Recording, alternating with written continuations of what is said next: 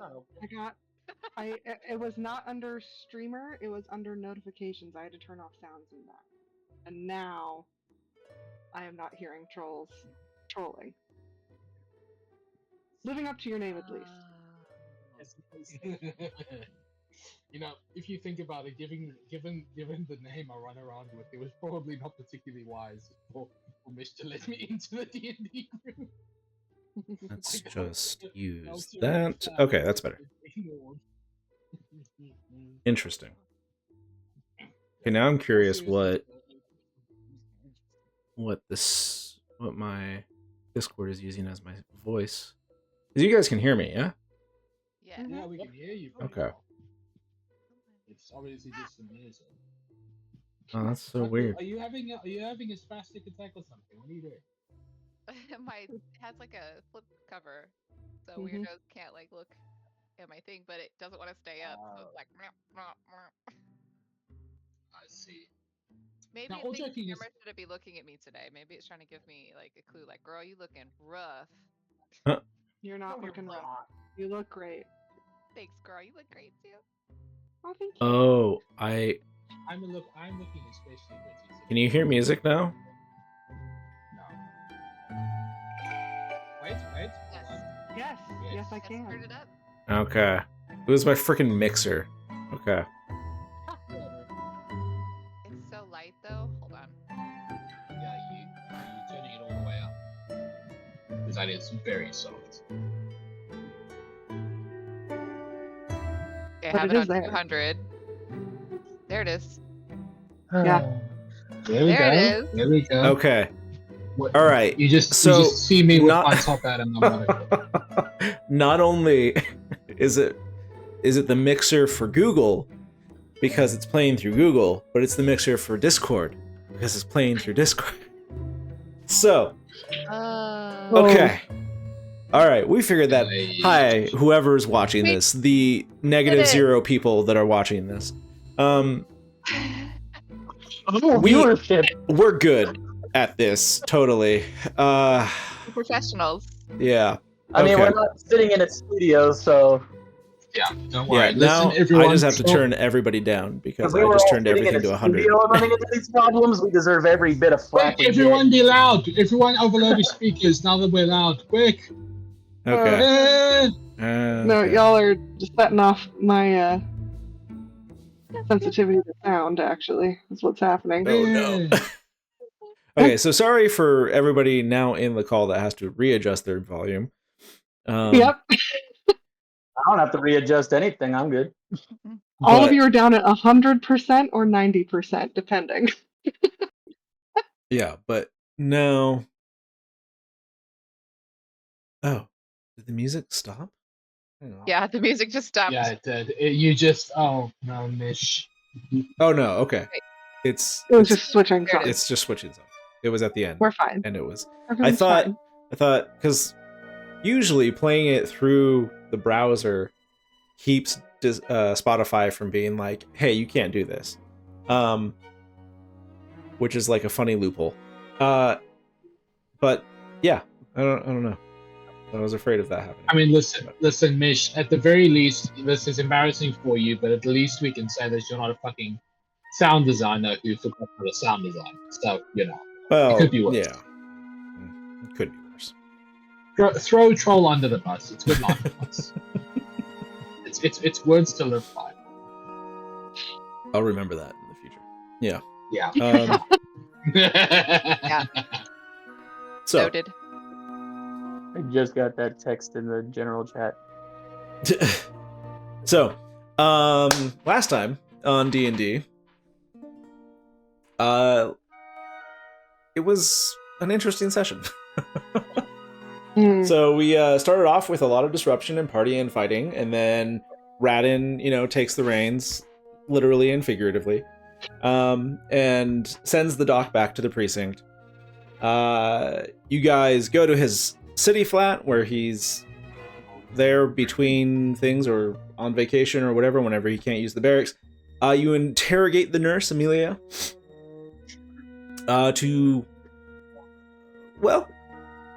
depends on how you look at it, but to some success, You also find out that she has eaten her god's flesh, and it was a euphoric experience, and yeah, she's like sold out, totally brainwashed into whatever is happening in this Temple of Scepter. Make some vague illusions that the Seeker will find you guys if you so want to, if you change your mind and you want to, party at a banquet or something like that. Yeah. Then, after some more discussion about what to do with people, you eventually let her go. And you go on your way to find a beggar to get to the Beggar's Respite. From there, Radin and Aerith actually have a date. And Smush. And and Folion gets some therapy from Brielle. Brixta and Cobb go upstairs to experiment with magic, as, the wise thing to do. And Carl is there. Said it was a good idea. And Carl was there. Because we forgot about me. Yep. The viewers are probably like screaming us the whole episode, like, "Where is that guard?" F's in the chat for Carl. He was definitely there. He's in the background. Totally. That's Yeah. all. That's all. He had didn't work talk to much do. to begin with, Like, Oh lordy! This is what happens when you let boyfriends Oh. kidnap other NPCs and we're not ready for it. That's what happens. Your boyfriend was knocking people out, choking them, bringing them along. Girl, you got to type.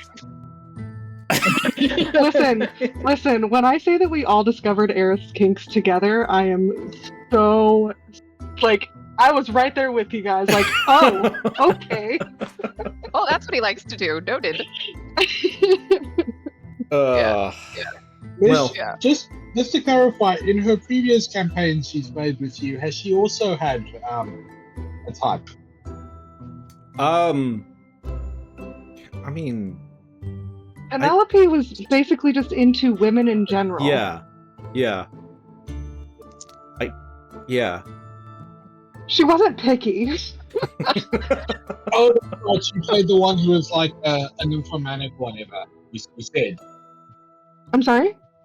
You said that you played like a lesbian nymphomanic or something like that. Remember, you said you played the one character who was so horny all the time. You remember? I don't think she. Maybe? I don't know. I could have sworn you said you played a character who was so horny all the time. But anyway. Caught hearing that, but that might have been pre-me. I don't. remember I'm that either, literally but going through. She did say that I think my campaigns were the only ones where, She had smashed. yeah. My character smashed. I don't remember realized Penelope afterwards, smashing, honestly. the brothel. Oh, that's right. John and Penelope got it on with multiple sex workers. Oh, my as gosh. part as and that is still my favorite The D&D brothel. section of all Oh. time. The brothel. I must have. Okay, I must so I must be we remembering. we what you also said about played another with one of the most character. innocent characters in that whole Oh, no. campaign, and so he was just like some country bumpkin who found out he was a sorcerer, picked up a focus and started casting magic, unbeknownst to him, and and so like he gets his missing and or dead son back, and his son has changed, and so many things Jesus. happen. And so he was very confused about a brothel because he'd never really heard of one before. And then our chaotic Yeah. rogue character told us that no, it's not a brothel, it's a broth hole. It's where you Yeah. go for soup. Yeah. And And that's so stuck. my character, And that raised stuck. by wolves, and then the innocent character, and then his son, who spent like 20 years in the Feywild, are all like, Oh, I love no. soup. Let's go get some soup. It was some good Okay, soup. I must be confusing I must be confusing Penelope with maybe another player's character or something, but Maybe. I'm sure you said Yeah. one of the characters was just running around falling in love with everybody or some shit. Oh, Penelope was falling in love with everybody. Yes, but Yeah. she wasn't. I wouldn't categorize her as horny. I would just say she was like just hard eyes at every woman that crossed her path. Oh my god. Okay, I'll start us off. We start the session, of course, with Cobb accidentally exploding himself out of his room into the corridor. Take us away, DM. What did you do? I was trying to give my wings. Let's say that's what I was trying to You do. were trying to what? Trying to give myself wings. Let's say that's what I was trying to do. And Give it yourself did not wings? work. Wings Wing. or weight? Wings. Wings. Wings. Yeah, because a winged frog is way less demonic looking than a talking Oh frog. yeah, yeah, definitely. Yeah, but at least then I could fucking fly around and not have to be on your shoulder the whole time. The eye roll, Grace, was so Imagining, I'm just imagining some fleshy frog just in wings. Just Mm. I think we're definitely getting called demons at some point between me and Cobb. And our cat friend. Like, you're probably gonna get called like a demon summoner, Airless. It's like a cat, You a know? dragon, and a frog. Yeah, you're definitely Cat- gonna get mistaken for a witch. A cat, a dragon, and a Again? frog walk into a bar.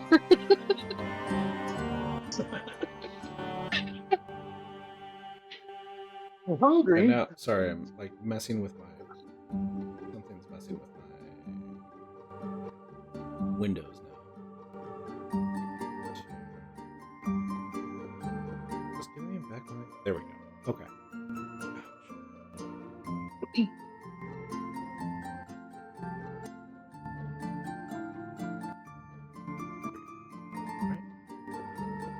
Right.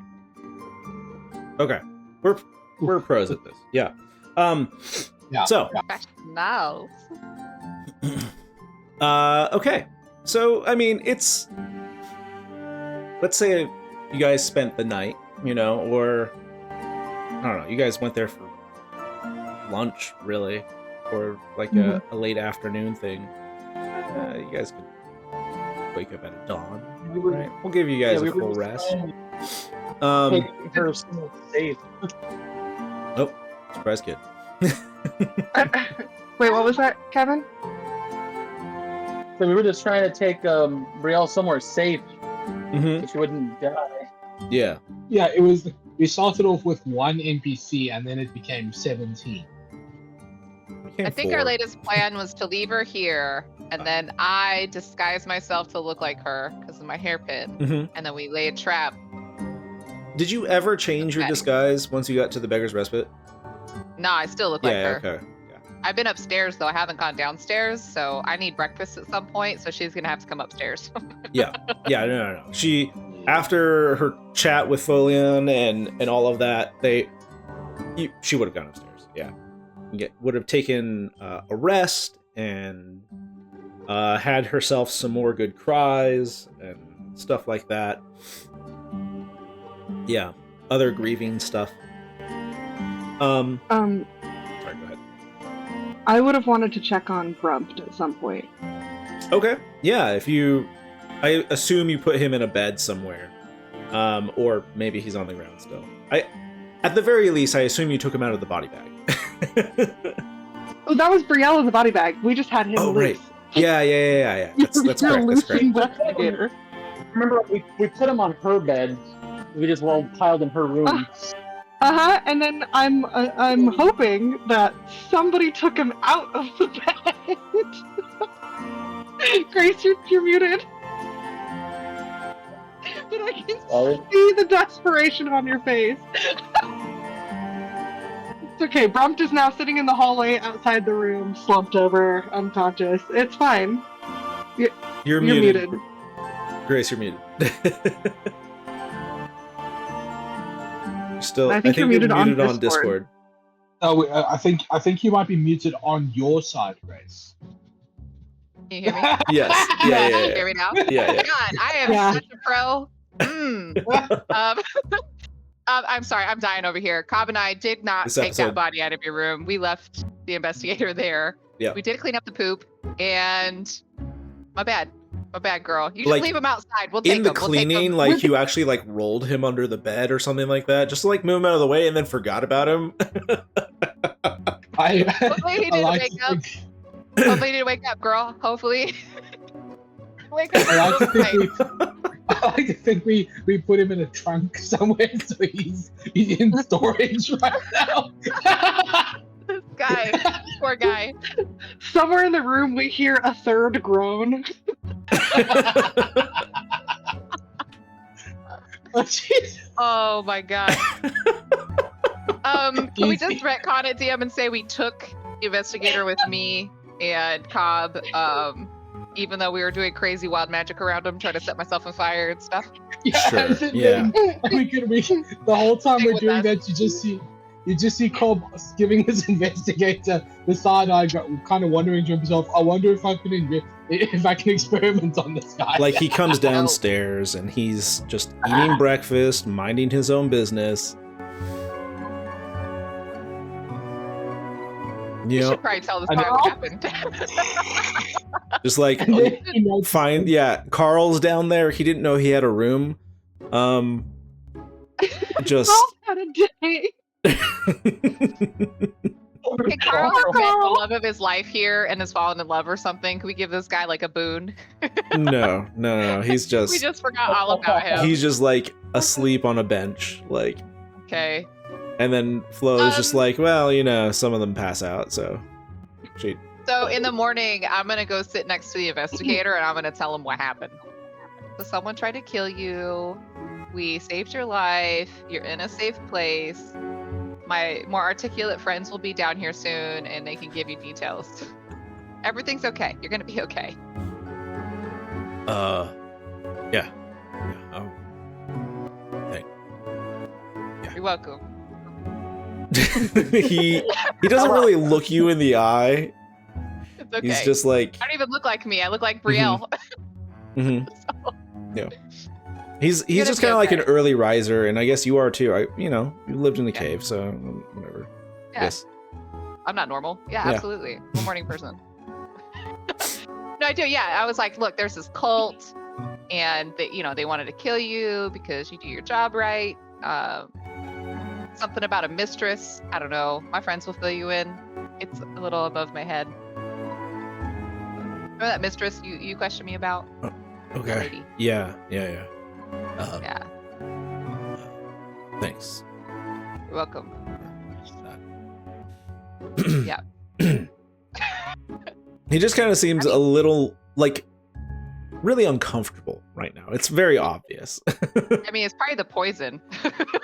Yeah. Better later. No, let's Leave go that back to remote this. alone. Let's go back to this.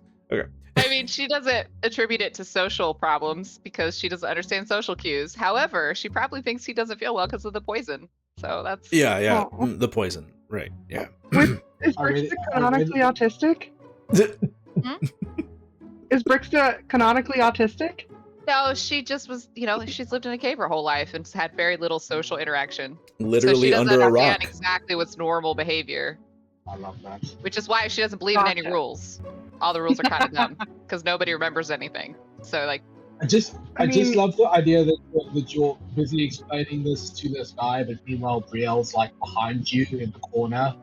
So there's just randomly two of No, you. she has a room. She went to her own room. she's upstairs. We can't Oh, be at the same oh, place okay. at the same time because we don't want anyone knowing. Oh, okay. If you Yeah. could anywhere in the city, it would probably be here though. Yeah. Still, I don't want to risk it. So I waited till she came up. She's just having second breakfast. That's all. People think she's hungry. Well, I mean, she hasn't come down yet, so Oh, well, she could wait. yeah. This is like early. Like, I mean, Yeah. It is. Yeah. Yeah, you guys are up before most everybody else. Like, it is quiet. Oh, There's yeah. like maybe two other people out here. I went to bed early. I, tried to set myself on fire and went to bed. Right. Yeah, as you do. As you I would do. say Folion got up pretty early and is down there also trying to eat. Okay. I keep saying investigator, but I keep wanting to say inspector, so it is now Inspector Brumt. Inspector Brunt. Inspector? Okay. Inspector Brunt. Gadget. Yes. Yep. He went the exact same place. I wave you over, Folion, and you're not actually sure which Brielle it is. Oh no. You're just disguised by your face. I can still smell who you are. Ooh, that's true. I don't like me. You smell like me. Brumt kind of like pauses, like stiffens, like, who are you? Yeah.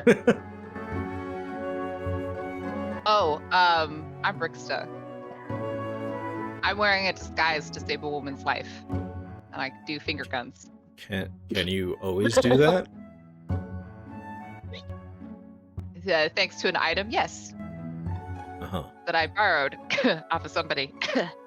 He like pats his pockets looking, he's obviously looking for something, and then he like searches different pockets and pulls out finds what he's looking for. It's just a pad. He just writes something, scribbles a note down hastily and puts it next to him. All right, well, thank you for saving my life, apparently. You're welcome. Was The real hero is a harrowing frog. to wake up. Yeah, the real hero is a frog. He like made sure he didn't die immediately. Thank him. As you say this, Cobb just kind of stares at you like you've grown a second head, and he's just like, "Did you just say something nice about me?" And as you watch, his soul slowly leaves his body. Kindness. Kryptonite. Oh no. So Cobb, you are up with Brixta. Then. Yeah, Okay. I want to say Cobb normally sleeps until like 2 in the afternoon if he can get away with it, but yeah, he kind of had to be out early as well. Are you sitting on my shoulder? Yeah, might as well be. Cool. I pointed the frog. He did it. Sup, my Yeah, man. we'll wait for that one.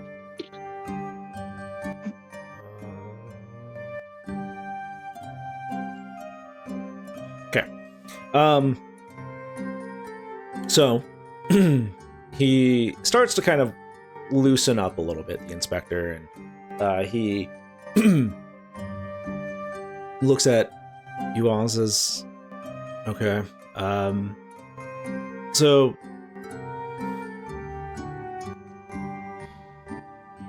wherever it is we are, I'm assuming we're safe.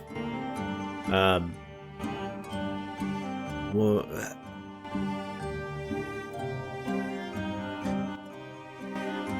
thank you for saving me. And at the same time, you all are still technically under investigation. However, due to unforeseen circumstances, it appears that the precinct is no longer safe, and it appears that some of my questions have met with the wrong ears, or maybe the right ears, but Yeah, and as soon as this is all over, I'm more than happy to go back to jail. I gotta get to class. I have shit to do. I'm not sure if school is really the priority at this point. It absolutely is. looking How can I at it. defeat demons if I don't go to class? Yeah, that bitch What needs are you her talking about? education. She needs her education. Don't get in the way of the youth getting their educations. And I kind of pat Brix's cheek. Let her go to school. Okay, well, we need to finish an investigation whereupon your life may be in danger. I mean, it's in danger on whether you finish your investigation or not, sir, with all due respect. So I might as well go to class and learn how to use my magic. I have a big Do you- mouth. My Do life's you always not know in how to danger. use your That seems wildly I mean, it irresponsible. manifested very. I mean, well, hey, hold on, time out. It manifested like a week and a half ago on its own. I did it. It was late. That's not my fault. I floated in the Yeah, she- air. There was fire everywhere. I didn't choose that. It chose me. Don't hate Yeah, the she's play, hate like- the game. Right. She's a late bloomer. I'm Body shamer. remembering what you've discussed with me. Yeah, so I need to go to class. Yeah. The poison and right. The poison has messed with my mind. I think. Yeah, Sorry. So let so me now, Caroline. Inspector Gator, let's just get you some food, and I start explaining how food works here. Yeah, no, and he's already got a plate of like just Okay. what looks to be an amazing breakfast. If a little plain, it seems like he likes a what am I trying, like a certain amount of like Yeah, like a standard breakfast. It's nothing fancy. yeah, just normalcy. Yeah. So he's like a eggs and toast kind of guy. Eggs and toast, yeah. Every once in a while, he'll spring for some jam or something like that, or Oh, spice it up with some bacon. oh, risky. I mean, so today I'm definitely going to class, and I definitely got to like be bait for a trap. Those are like the two things on my list today, Inspector. I can't really be under arrest. I'm a little busy, but once those are done, I'll be more than happy to be under arrest. That's reasonable, right? Me too.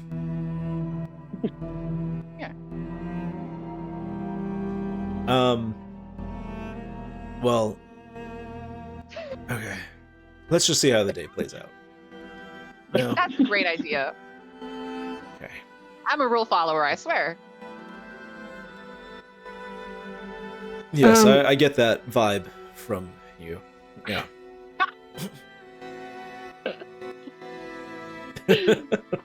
Fully on. To be fair, we could have just left you there and not brought you with us. No, I am very grateful. Don't get me wrong. Yeah.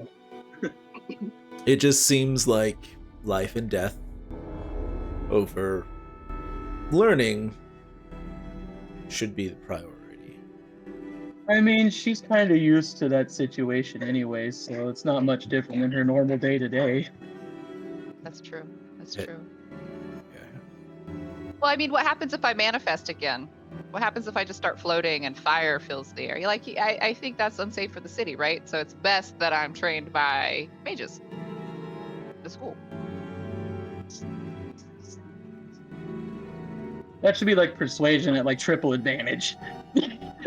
Right? I mean, I the safety of the public is number one, right? yes. I would appreciate some help since you all seem embroiled in whatever conspiracy is afoot. Oh yeah, the death of the goddess where they eat her flesh? Absolutely. Oh, what? Oh Don't yeah. really get about that. Boy, do I have something to tell you, sir. She needs to get to Yeah. class, though.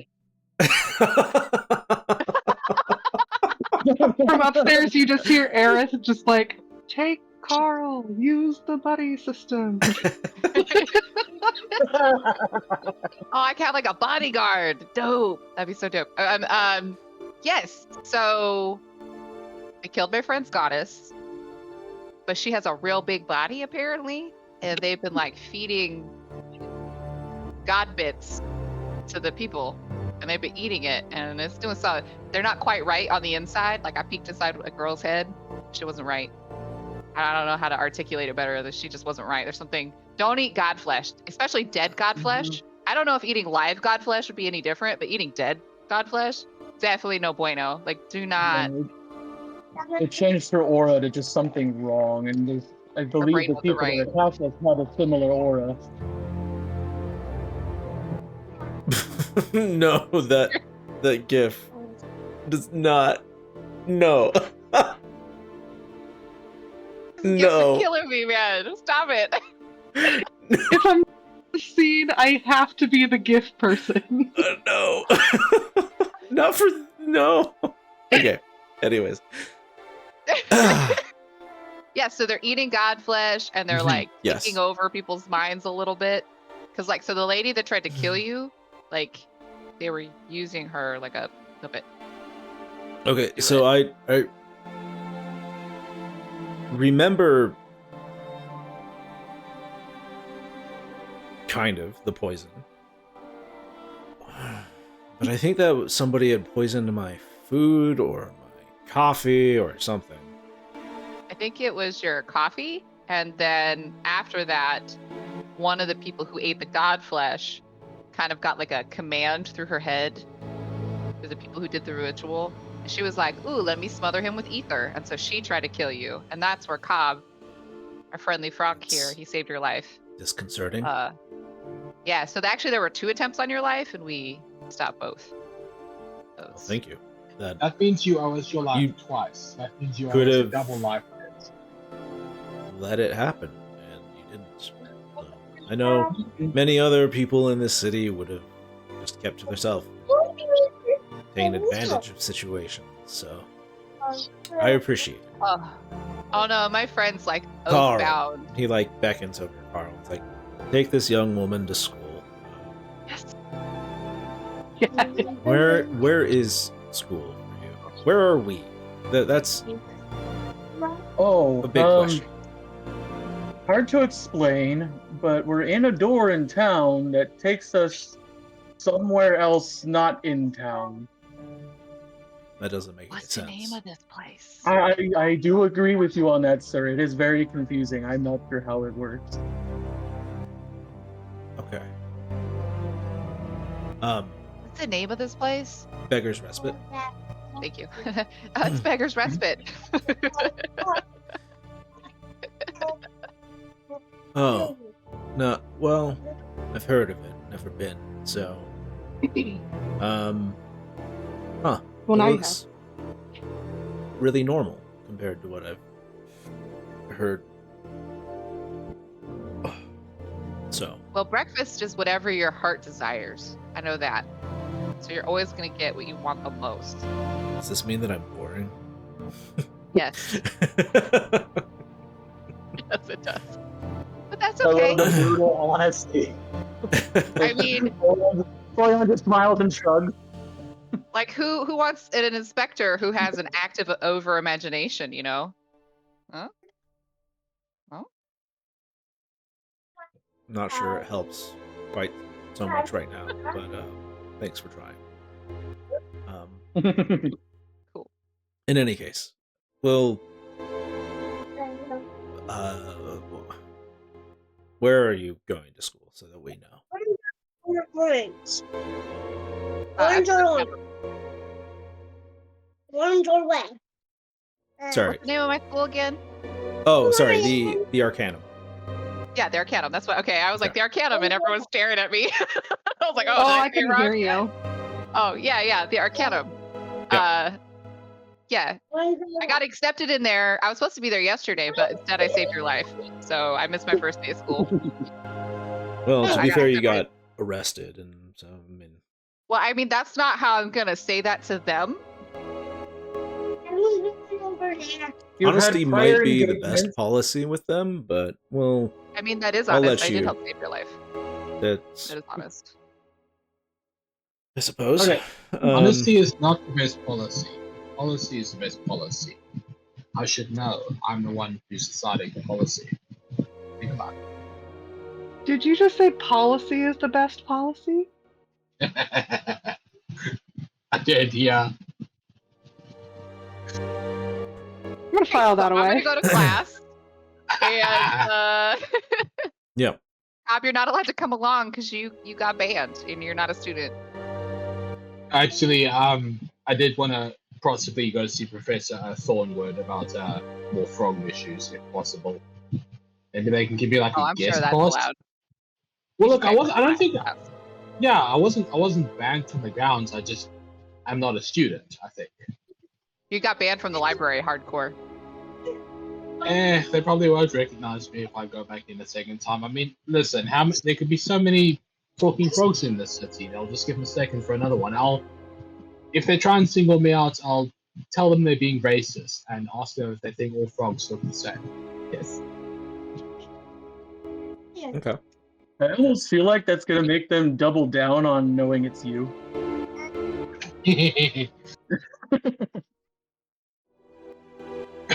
Also- Aerolith can give you all of the details when she wakes up. She's a little occupied at the moment. And she totally does the quotation fingers. He like starts to climb up I- again. It's like, yeah. Yeah. Uh, So I've So is Carl my buddy today? Stop. Carl's your buddy today. Yeah. I thought I was your buddy today, and actually, Cop gives you puppy dog eyes. Ready? I have secondhand embarrassment for Brump and Aerith right now. We are not making it canon that he was in the room. We're not in the room. He's out of the room. We took him out. It's fine. We took him out. Oleon, will you let Aerolith know that I went to class and that when I come back we could lay the trap? Of course. Because I'm gonna have to take the disguise off to go to school. Of course. Also, how am I gonna get back in? I don't have a coin. Every time people leave, they just kind of get a coin back. It's been happening every time. But I never had a coin to begin with. You'll see. Okay. Okay, cool. I'm just gonna trust Folion. That seems legit. Why not? And as I far as he hope knows, that's that's just how it works. As far as he knows, that's just how it works. So I'm gonna walk to the bathroom, go back Okay. to my regular disguise that looks mostly like me, and I'm gonna walk right back out. Okay. Yeah. And I'm like, "Come on, Carl," and he's probably like, "Who's that? Come on." My buddy today. Okay. Wait. But someone else went into that bat. Like. Okay. Wait. Come on, Carl. You've got this. We'll be okay, Mr. Carl. You were. Do you look like someone else? I did. Okay. All right. Yes. All right. And Adorable. he's Not going adorable, to Carl. he's going to help you. You know, he's going to follow after you. He's trying to be Great. a good guard. You know. Yeah, there's some people who want me dead, Carl. So you should. Got it. Yeah. You're not should know gonna. Well, they should all have a personality. But coming up with one on the spot is not easy. Yeah, he follows you. He's assures you that no harm will befall you. You know, stuff like that. So, It's fine. If somebody attacks us, I'll just burn everything to the ground. It'll be okay. well, not everything to the ground, but I mean, we'll see. We'll see. just some things. Yeah. It'll be fine. Okay, so you guys leave the Beggar's Respite. There is And no I coin. immediately check for a coin. There's Does a no coin appear when I leave? Coin does not. Oh, fuck. Well, come find me, guys. It's fine. I gotta get to class. That's future Bricksta's problem to figure out. Yep. So So we'll deal with that later. You guys, you and Carl, head on over to the third tier, and well, if you take the lifts, you'll go right up to the second tier. Great, because So Carl has to definitely show me how to get there, because I do not know how to get Yep. there. So Yep. that's and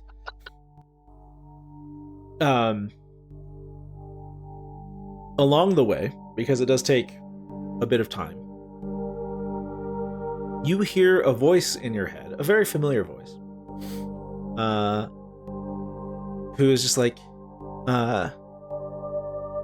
Brixta, this is just a reminder of class. It appears that you have missed a day, and both absence and tardiness are not well looked upon amongst our students. Please do, as soon as you can, make your way to the Arcanum to be introduced to the Master of Novices. You can is this replay message- to this message. I can? Okay. I go, I am so sorry. Someone tried to kill me. The police took me in for protection and questioning, and I am now free. I apologize for my absence.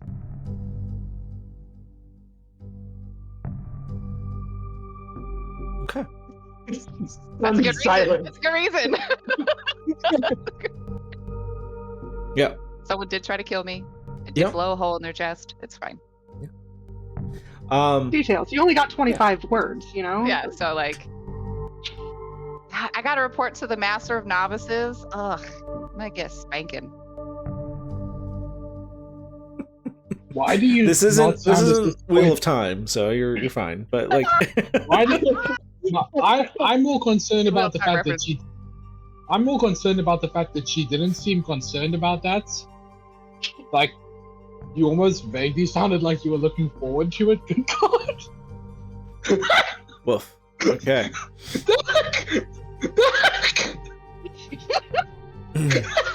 I'll spit out my coffee. That almost went up my nose. That's not what I was trying to do, Cop, but I'll be aware of that in the future. Thanks.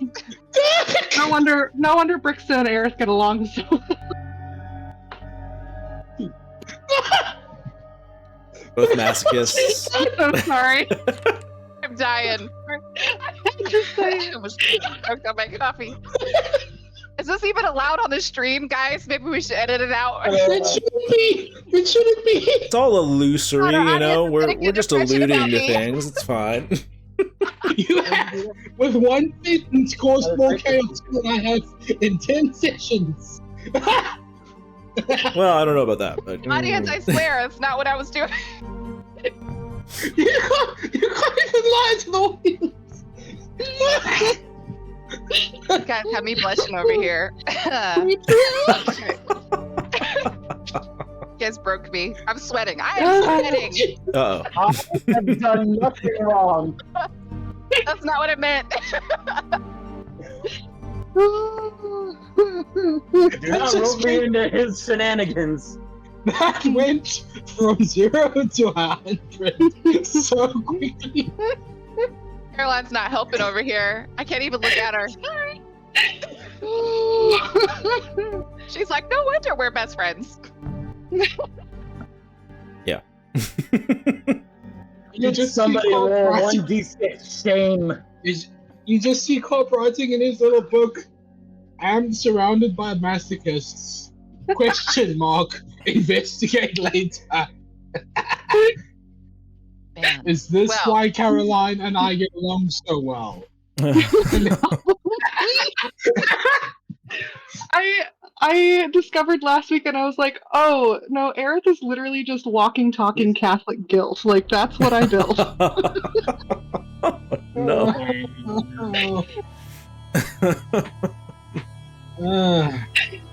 Okay. Sure. Hey, You just see Carl, that's Cobb not having- how it sounded.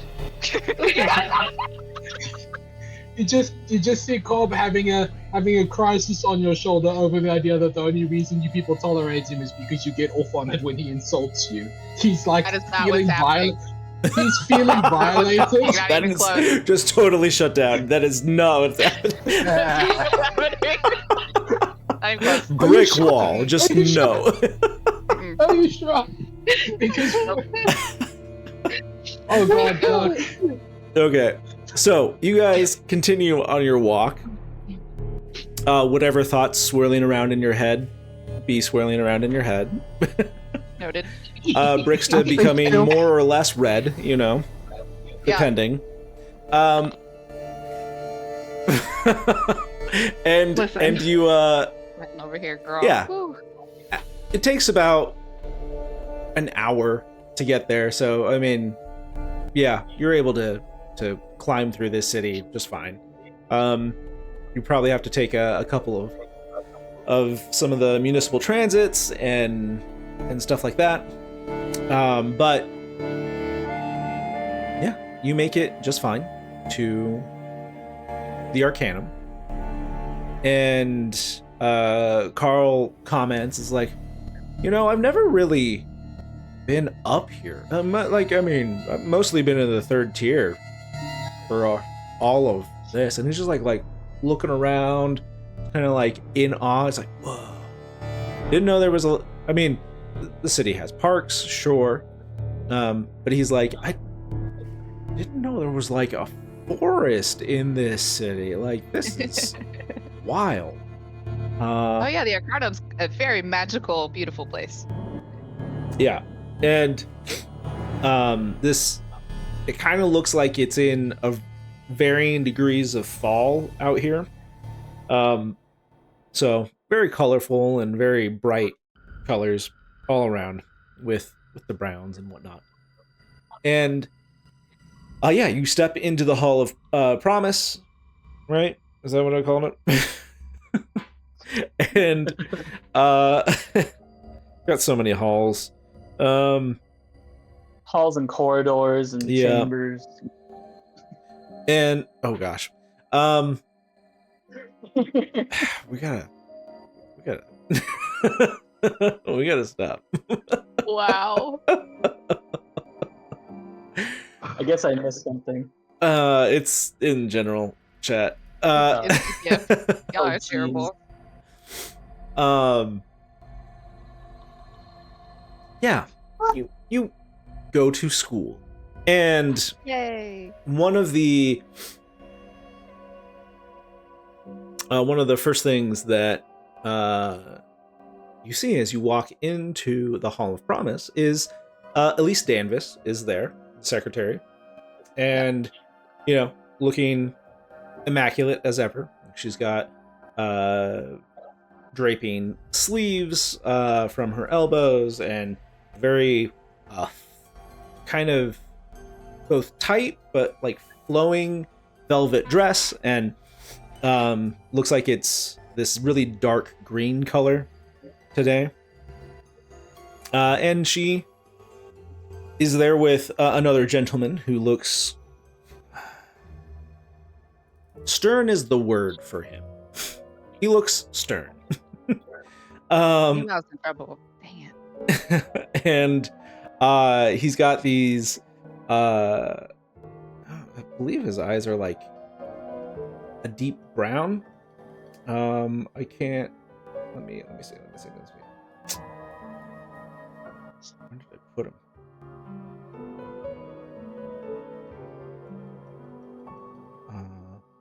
Oh, there he is. Yeah, kind of almost a golden color. He's got, this salt and pepper hair, very neatly trimmed beard and mustache, and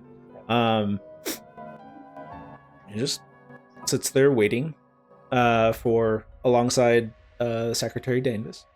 And as you approach, the secretary says, it's good for you to finally be here. We had hoped to explain some of what was going to happen today. I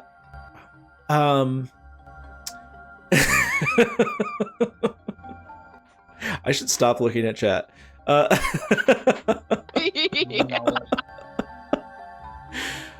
Okay. God. Troll, knock it off. But she goes on and says, usually there is, we speak about course materials, introduce you to your peers, and explain the process a bit.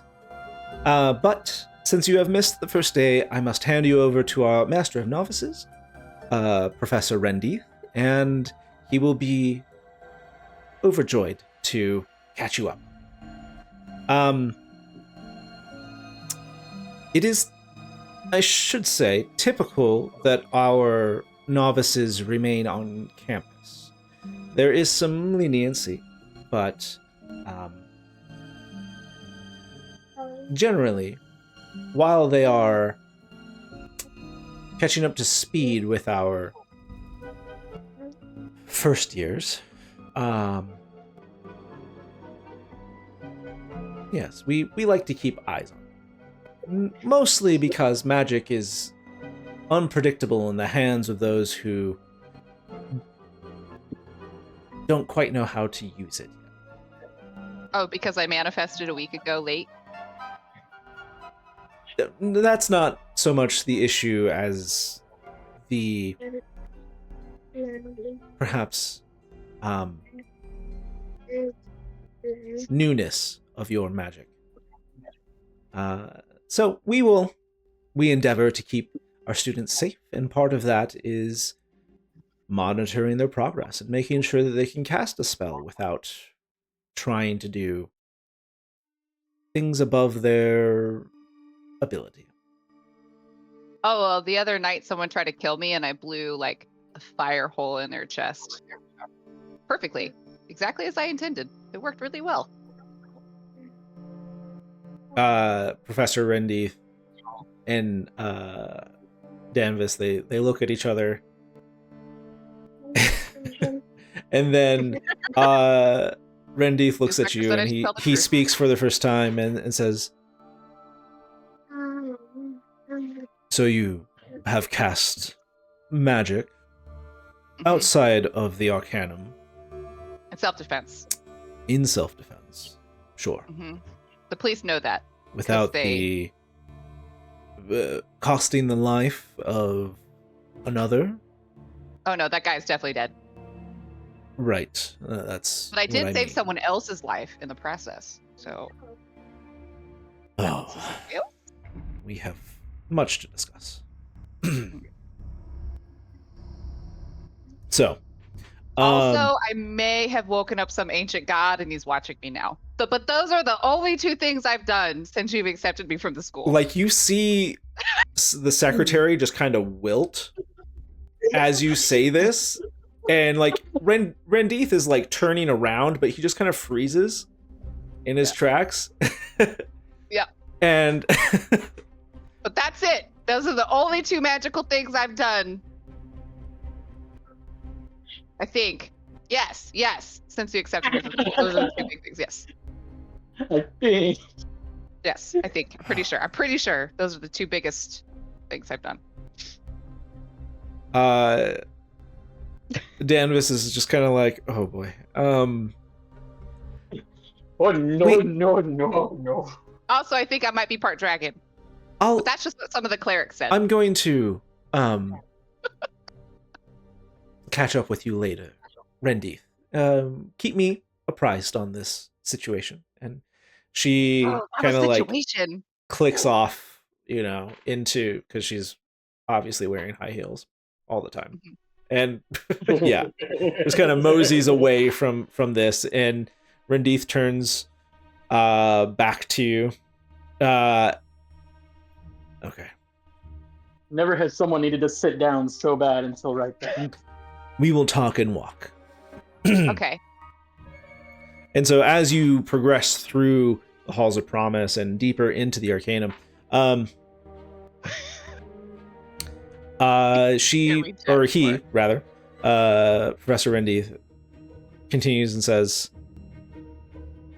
"Magic is a tool. I think you are well aware of that.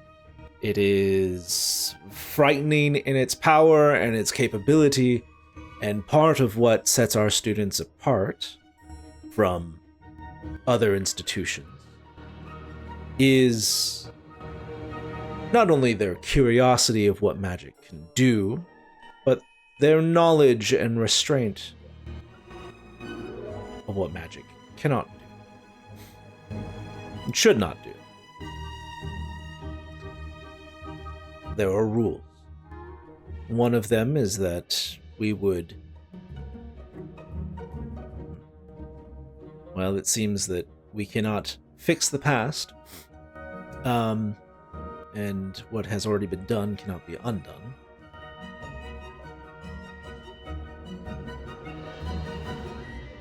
There are things expected of a novice.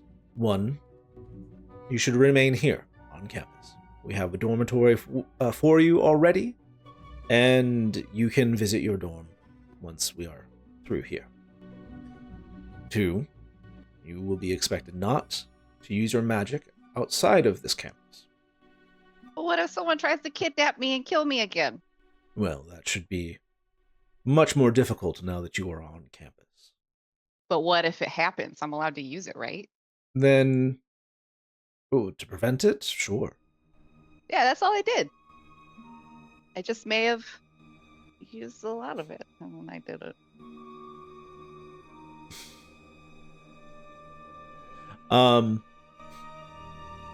You will be allowed visitors during visiting hours. There is a curfew for novices. Class attendance is mandatory. You have already missed some, and will be needing to catch up, so to speak. Dueling is strictly prohibited, so we do not encourage duels whatsoever amongst any of our classmen, but especially amongst novices who are new and learning the Arcanum's ways, dueling is prohibited. As you might suspect, that's a rule for a reason. So, Right, because you could blow a hole in someone's chest. also, many of these rules are in place because of other things that have happened. Kind of like the sign that says "No crime between 6 and 8." You know.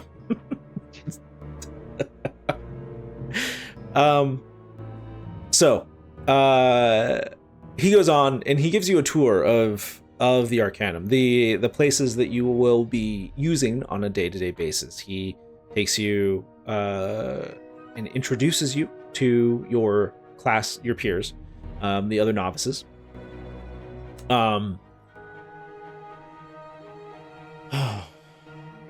We can kind of fly over that one just for a little bit. But yeah, you get to meet with the other two that were also accepted in this year's or this last week's exam, and you get to meet the rest of the novices. There are a fair number of them, but many of them are filing out of the novice category as you go through, as time progresses, just because they have caught up to their first years and can now take class with the first years. So, yeah. He espouses a lot about the ethics of magic and what it means to be a mage. And a lot of it is like you have a responsibility now that you have this power. And we are here to foster that power to be a force for good in the world. Yeah, I get behind that. Yeah. And I'm going to end all demons. Absolutely. Yeah. If that is your goal, then I certainly would love to see you achieve that goal. But that is perhaps sometime down the road for you. Yeah, sure. So, he catches you up on a lot of the first day things and kind of moves you very quickly through just a bunch of stuff that is more or less like an orientation day so it's kind of like a fire hose situation of information. Mm-hmm. And yeah, you basically learn that the Arcanum cares more about the wisdom over spellcraft rather than potency or power or even where it's applied. They do kind of care about that because they want it to be a force for good, but they're hoping that, encouraging wise spellcraft and knowledge-based spellcraft is going to help people in turn use it ethically. So and that's kind of been borne out over their history. There are some notable exceptions, like Osmond Carr is one of them. He's oh geez, what's the word when you get kicked out of school? Expelled. Yes, Expelled? he was expelled for Good. Sorry. yeah. Oh, so He was he's like a expelled Judge and then started his McNally. own academy. Yeah. But yeah, many graduates here from the Arcanum do go out into the city and the larger world to practice their trade, and some of them become tutors for others. Some of them adventurers or adventuring types. There's not really like an adventurer class or type of. Yeah, I don't know. Adventurers aren't exactly a thing, I guess, in Alar, but like, yeah, Okay. people do go on adventures, I suppose. So, yeah, you learn some of the history, kind of like Felden Kane was one of the. Sorry, not Felden Kane. Kierwick was one of the, or he was the founder of the Arcanum, one of the 7 first mages. He is notably like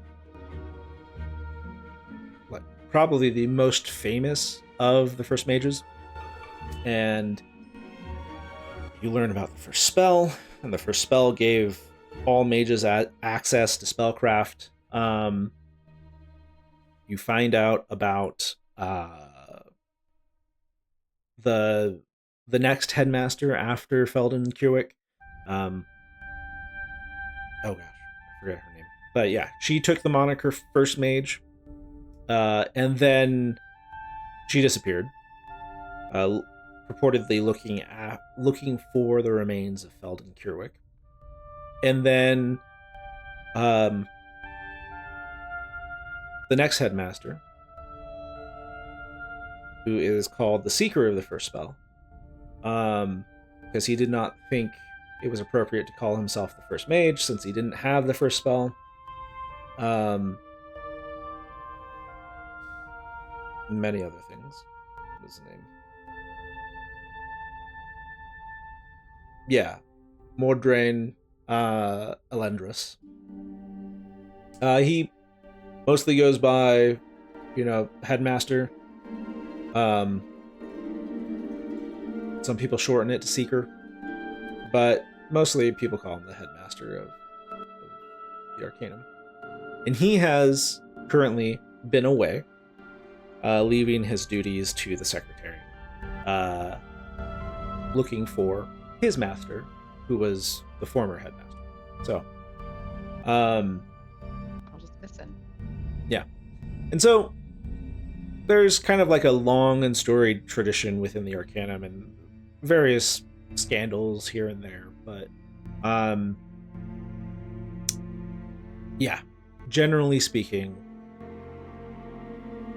there is a sense they want to foster a sense of community here amongst magic users. They want to foster curiosity, but with restraint. They want to foster healthy growth into the arcane.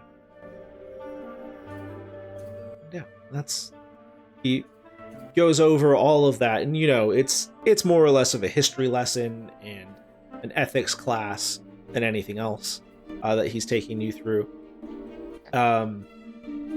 You've already proven that you can spellcast, so he's not measuring any of that yet. Yeah, and he's probably going through most of what he had to go through, maybe at a slower pace, with the other two. So, Right. After this, you are released for food, and because it's taken several hours to kind of go through it, and it's been a little mind-numbing because it's been a lot of like sit and listen kind of stuff. But yeah, you're free to go to what do you call it? The lunchroom, mess hall, cantina, whatever they want to call it in the arcade. He's not gonna want to test my magic at all. He has not yet. All right, so I'm definitely gonna go to lunch then. Okay. Cobb, let's find you Professor Thornhill, Thornraven, Thornlady, Thornwood. Thornwood. Yeah. Thornwood. Damn it, I did it one day. As you're walking, I'm on your shoulder. I kind of lean down a little bit and I go, Richter, are you okay? This place seems like it might be a little bit stifling for you. These people seem kind of gay. So there, I'm whispering to Cobb, like, so there are some concerns, like this whole, I have to stay here and I'm not allowed to leave the grounds. Like, that's gonna be a Yeah, problem. It's gonna be a problem for us. That's going to be a big problem because I don't know if it's I gotta go save a life. So like, I'm not yeah. gonna tell him I'm not gonna follow the rule, but like, We I just look at you, Cobb, like, obviously I'm not gonna follow that rule. yeah. So I feel like you and I are kind of the people in our very merry band of idiots most likely to break rules, but I'm also Rules are suggestions. I kind of don't want to immediately get you expelled on your first day. That might set a record. Thanks. If you'd let me, we could try something. If I'd ask you to be very, and I mean something that isn't breaking rules, there might actually be a way to get you like a day pass or a week pass. If maybe you let me try something and not mention it to anybody else in the parties. Not because it's bad, it's actually really mundane, but it involves some paperwork that I might not possibly like anybody else to see if I can help it. I might be able to help you out here. It's a long shot, but it might work. How we just get you to Professor Thornwood.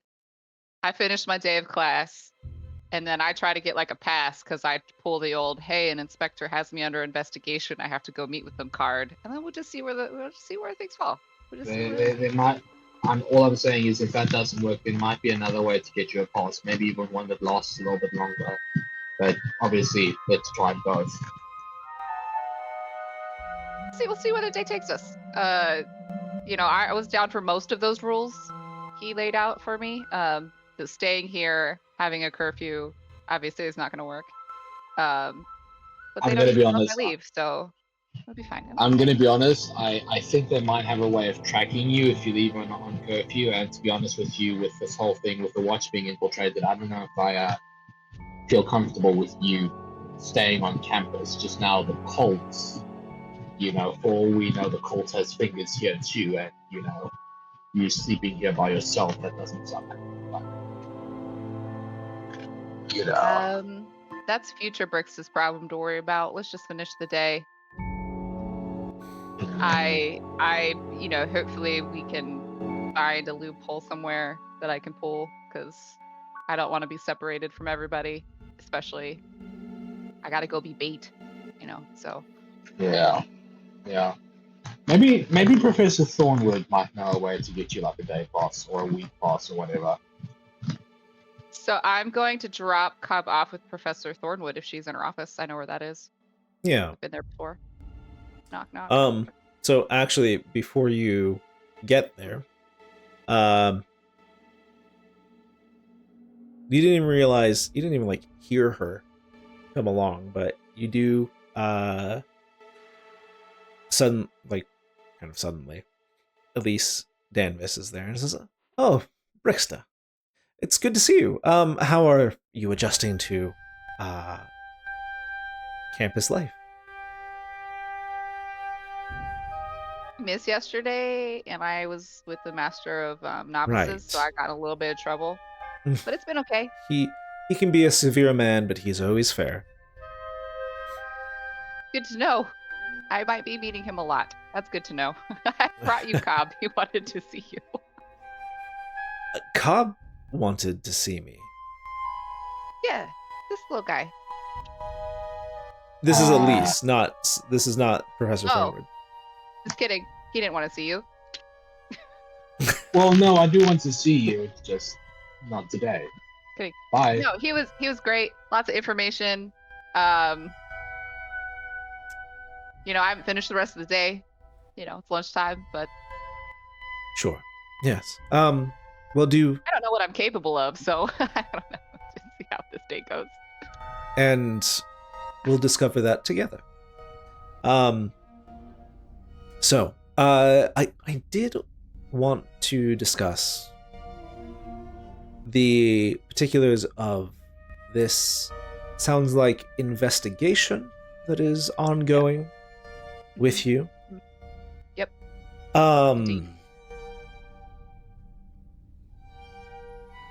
I did meet this charming gentleman, Carl, and so Carl is with her. Yeah. He's there. There you are, Carl. Yeah. Yeah. And she's like, yes, he apprised me of some of what has happened. And it sounds like a very serious issue.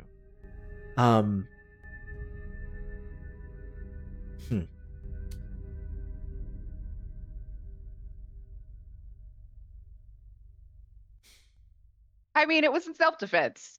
No, that is not Self-defense. exactly the issue, I think. Oh, okay. But it is more trying to decide how we might be able to help you.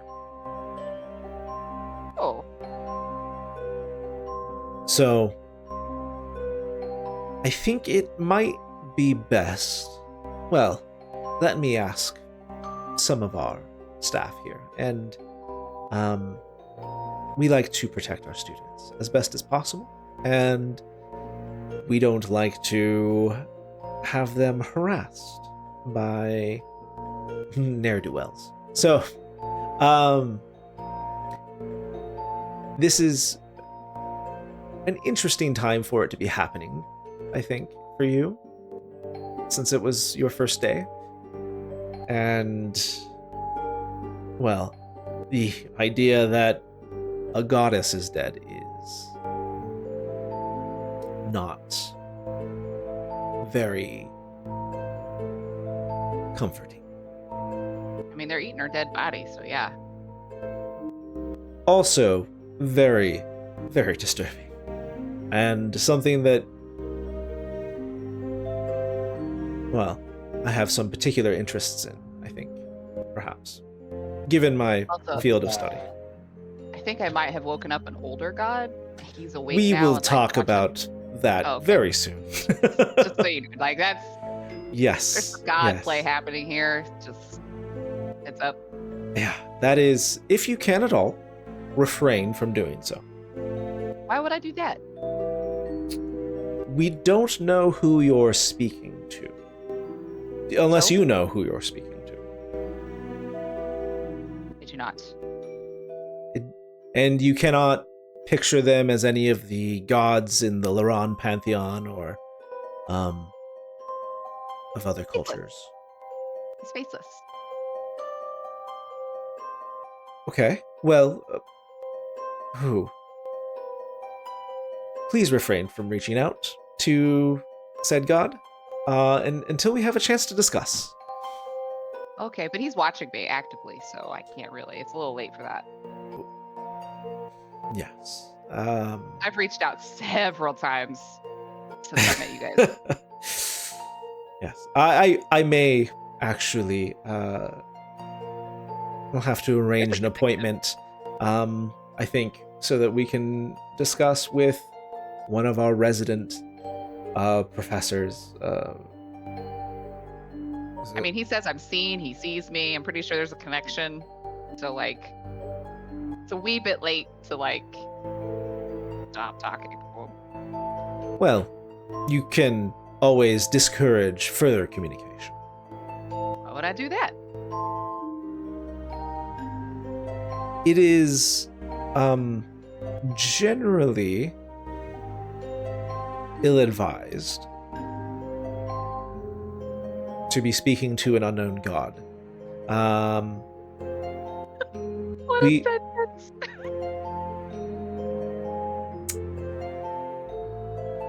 Yeah. What if what if it's a god who was sleeping before the clouding and could give us information or was willing to help us? That may be a very fortuitous circumstance. It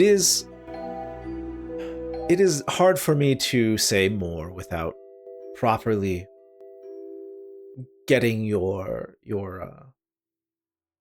story. And for right now, Mhm. try not to reach out to him or it or her or whatever it is. And we will do our best to help you in, well, the help is not contingent on whether or not you reach out to this entity, but it is more of just a list in my head of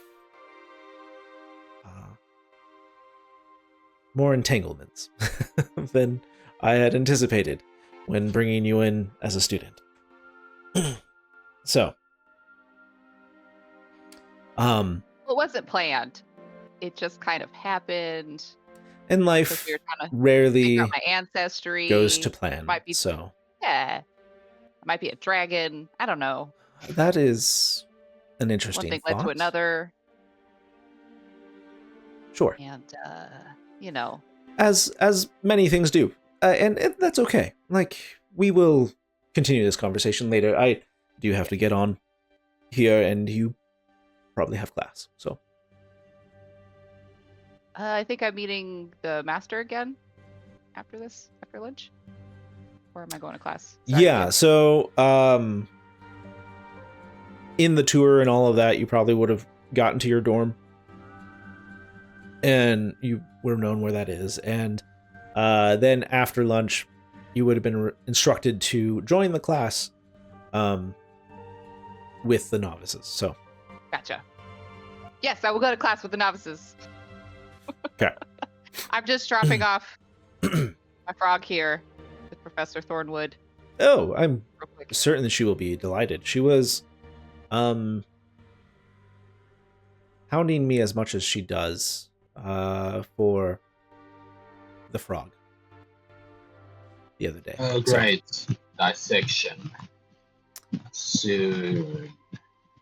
well, have a good first day and a half. Thank you. Or I look forward to two. speaking to you again.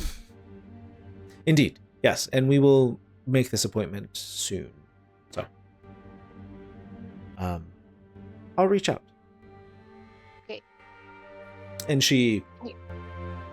clicks off in her high heels elsewhere. Hey, Cobb, you're gonna help us deal with this protection thing. Isn't that nice? That woman was either a pedophile who was actively grooming you just now, or she's part of the cult. I bet you money it was one of the two. Okay, first of all, I'm way too old to be of interest to a pedophile. Way too old. Brickster, Okay. those were very strong vibes. Maybe she's a progressive pedophile. Maybe she's widening her horizons. I don't know. Those were some very strange lip movements going on there. Just knock on the professor's door. Yeah. You go back to where you have found Sybil before, and currently she is not in her laboratory. But you see, just the brooms and dusters and everything else tidying up after her. It's either this place is in a constant state of disarray, or she was just here. So There's no possible way you didn't get dark, foreboding vibes from Professor Elise just now, Brickster. I didn't, but that's okay. I'll leave you here because I'm sure she'll come back. Because I got to get to class.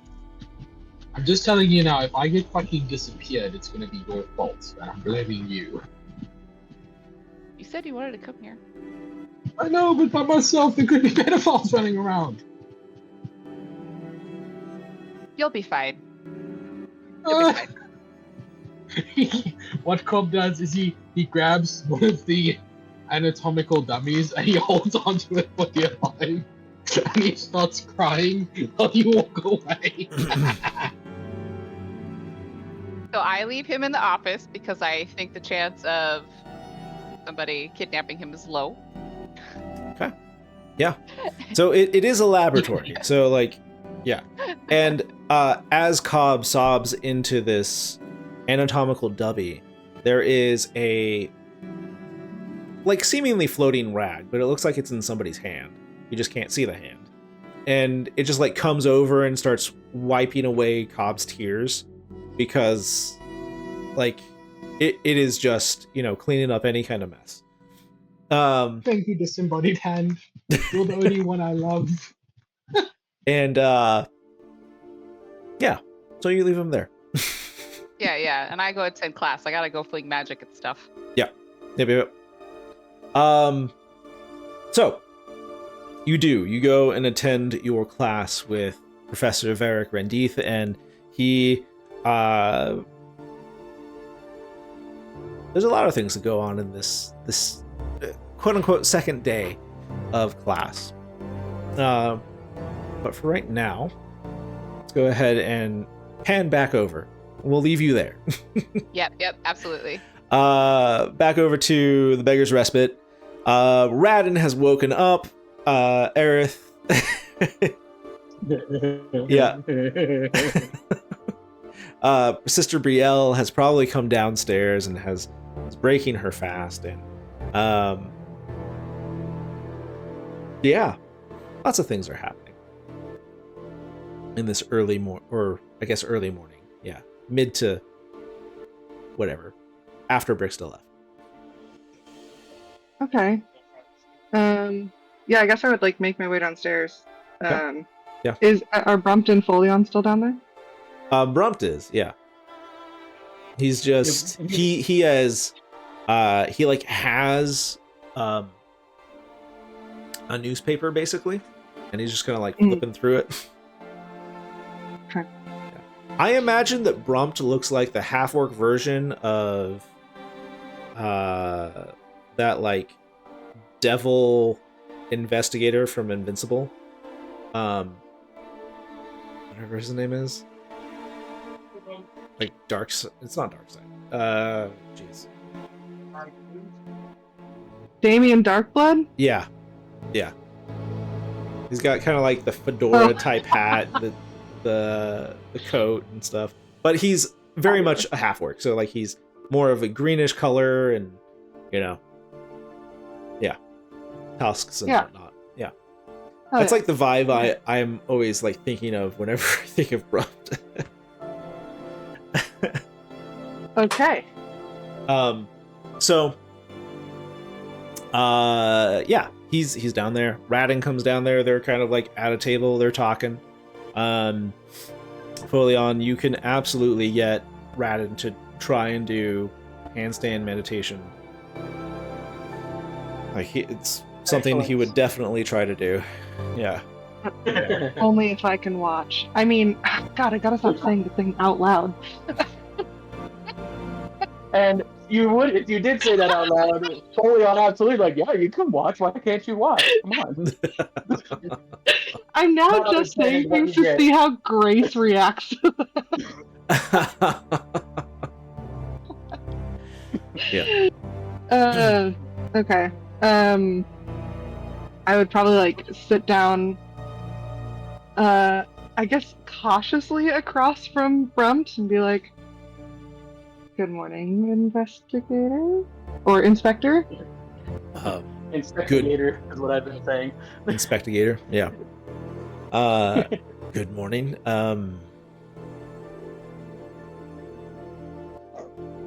Things have gone a little sideways with the investigation, I think.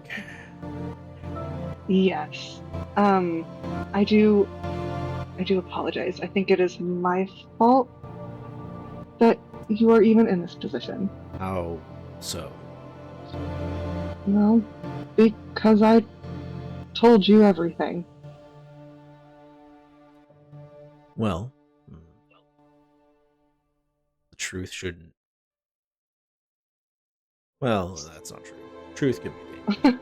but I'm learning that. it's what I expected. Well, suppose maybe not expected, but it's what I hope for in most investigations.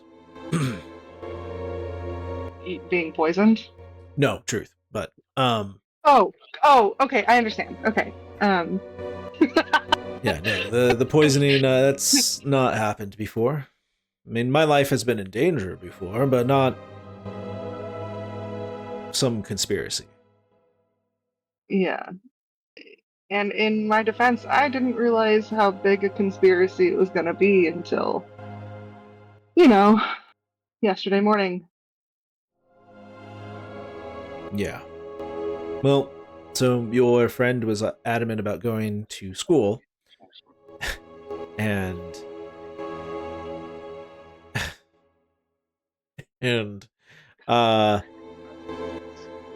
Carl has gone with her.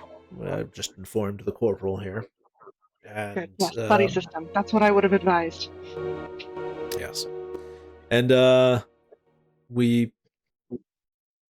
just need to figure out how to expose this conspiracy and cult, and as a cult it seems, people eating something and then becoming brainwashed seems like cult 101. Yes, I do also think there's a compulsion aspect to it. I don't know what all you've been told, but the nurse that we interrogated yesterday said she thought it would just be fun to put a ether rag over your face. But that was not a thought she had ever had before, so I do think there's some sort of compulsion happening. And I don't know that people are exactly in control of what they are doing. Huh. That does complicate some things. But then if we can find Amelia's friends, maybe perhaps we can find a thread back to whoever the seeker is. Find him. Bellman. Ward Bellman. It's okay. Seeker Bellman. It's good to have names. Yes, we got a name yesterday. I don't know who he is. I know it's a he. I know that the mistress is supposedly Scepter. It's obviously not. Okay. Alright, these are good. Oh, good information points. Mistress Scepter. She also said something about the light must be pure, or Scepter's light must be pure, and I don't totally know what that means. But it gives me the ick. Okay. How does it give you the ick? It's like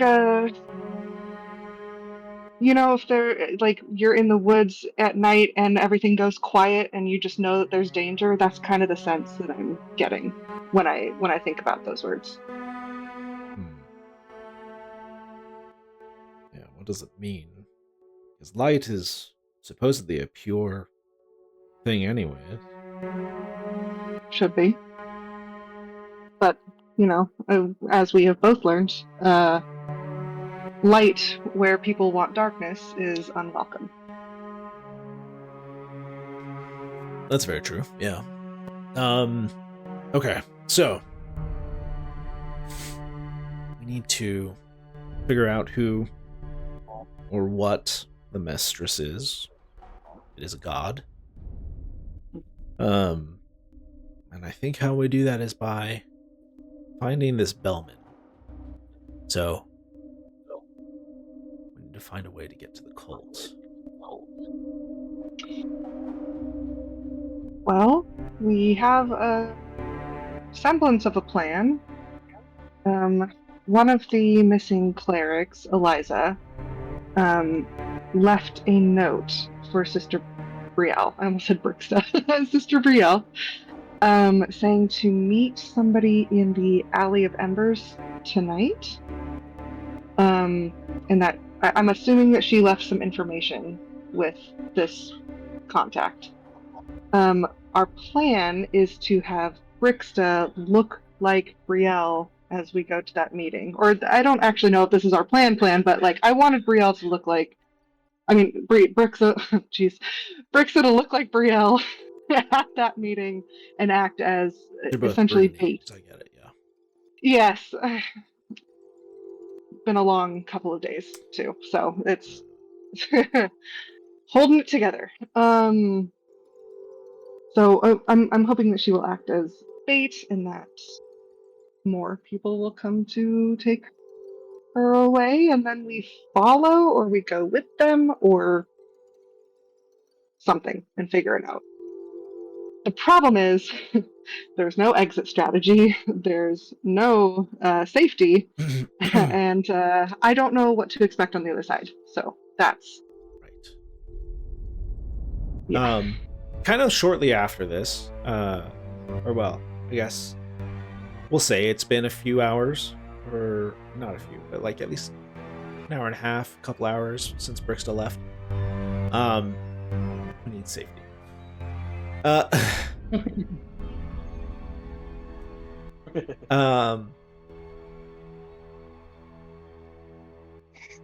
Aerith, you hear in your head. Aerith, this is Elise Danvis, Secretary to the Arcanum. I wish to let you know that we are aware of Brixta's situation, and we very much like to take care of our students. So, we will be investigating ourselves into this investigation, and hopefully things will be resolved soon. Thank you much for your time, and you can reply to this message. Okay, I'm so sorry. Can you repeat the like right before she said you can reply? She's like, thank you very much for your time. You know, very okay. like absolutely phone customer service vibes. Like, do we need to come down there?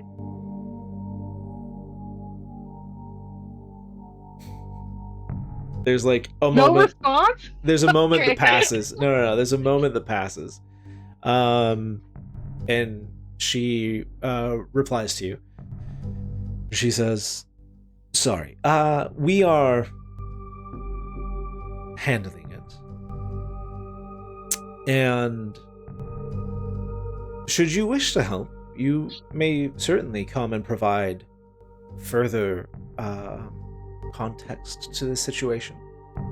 Don't want to rebuild the wheel if one is already being built. But you can rest assured that we will help to resolve this. Okay, if by resolving it means taking on a cult, I absolutely want in on that, because that was also my plan. So, when should we come down there? Or up there? Another moment passes. You can imagine that she's like recasting a spell. Yeah. And Sorry to use all your sending slots. yeah. She responds like, I can make time at your earliest convenience. Excellent. I'll gather the troops. We'll see you over there. Heck yeah. Who were Yeah, we you have at least talking to? Who just asked me that? Brums, yeah. Oh, that was Elise Danvis, the secretary. Secretary. At the Arcanum. The Arcanum, yes, okay. Um, Why was they she have talking to you? They've been made aware of Brixta's situation, and they want to help with it. Okay. Well, that's an unexpected boon. Although, well, yeah, I don't know of any students of theirs that have gotten mixed up in murder allegations. So It's kind of amazing that hasn't happened, considering it's magic users who are untrained. But yeah. Okay. Anyway, are Folion and Radin just like doing meditation upside down in a corner right now? Like, yeah, what's probably, yeah. Yeah. okay? So Just she's no probably like, shirt, upside down, tail whipping around. Eric takes a moment to appreciate, and she goes, "Guys, we've got updates. Updates? About what? Yeah. I just heard from Elise Danvis. Oh, We need to go visit the Arcanum." okay. And then I do like a flip. I go, can you do that? It's erratic. Sorry, what did you do? He went from his hands and just did like a quick 180 onto his feet with like a push jump. Oh.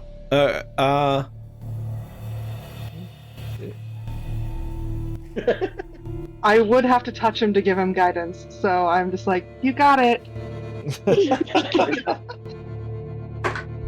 I believe Oh, in wow. It's a natural 20. So, yeah, he's able to do it. And I go for a high First five. roll of the night. That bodes well for you guys. you." Aerith is like, "Maybe we wait an hour." No, we have things to do.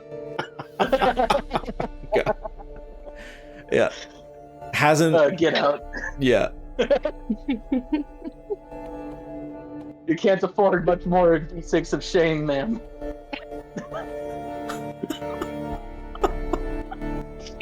Okay. So, they seems like the most reasonable course of action. You've got until tonight to meet with Eliza's contact, and it seems like that you're gonna get some, help from some heavy hitters, hopefully. Hell yeah.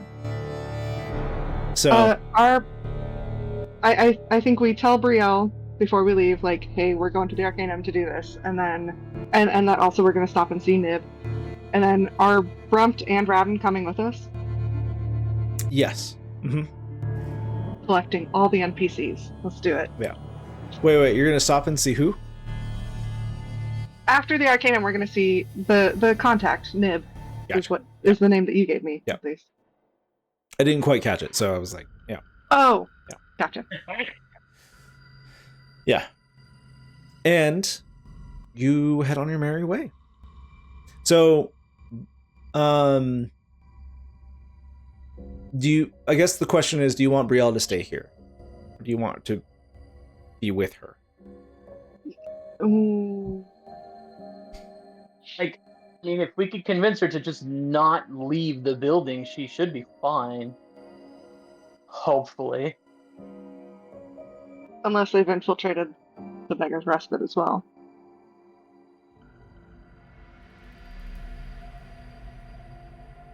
It's up to you guys. I want to look to Folion.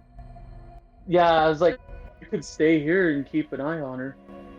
She's like, I mean, it's nice to be amongst company that doesn't want to brainwash me or feed me my dead goddess or beat me. So whatever you think is best, I'll listen to it. This feels safe enough to me. Okay. She says this as in regards to the Beggar's Respite. Yeah, The Beggar's Respite. Wow. Okay. I would say maybe, I don't know how much good a lock is gonna do, but lock your door. Don't open it for anybody but us. Oh, we Code should come phrase. up with a secret code. Yeah. I give Folion a fist bump. I can't think of anything off the top of my head. Folion, what you got? How big are the gaps under the doors for the rooms? Are they like non-existent? Like, it's not hermetically sealed. That's for sure. Yeah. Like, you could like slip a piece of paper underneath, or like roll a marble, maybe, if it's a small marble. Yeah, How they're not about huge. They're not big, but it's not non-existent. I want to take out I believe I have paper and ink in my bag. I want to double check, or I'm sure. Could I procure paper and ink real quick? Yes. So I take my pen and pull out the claws and get the paper and ink, and just put the handprint with the claw marks on it too.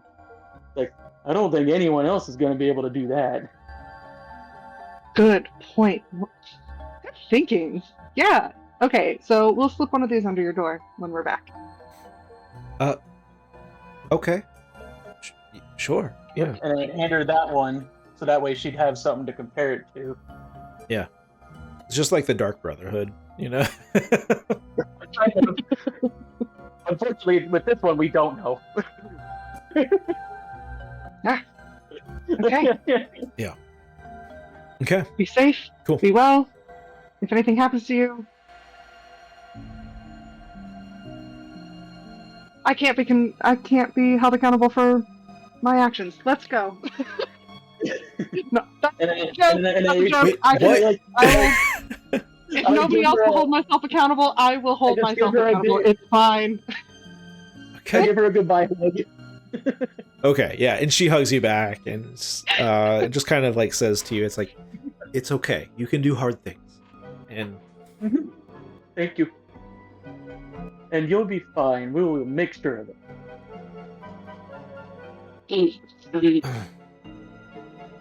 Grace. wait, what? That was 2 nights ago. Huh? No, that was last night. Hmm. Listen, if you can make me uncomfortable, we can make you uncomfortable back. Okay. Fair Anyway, enough. we leave.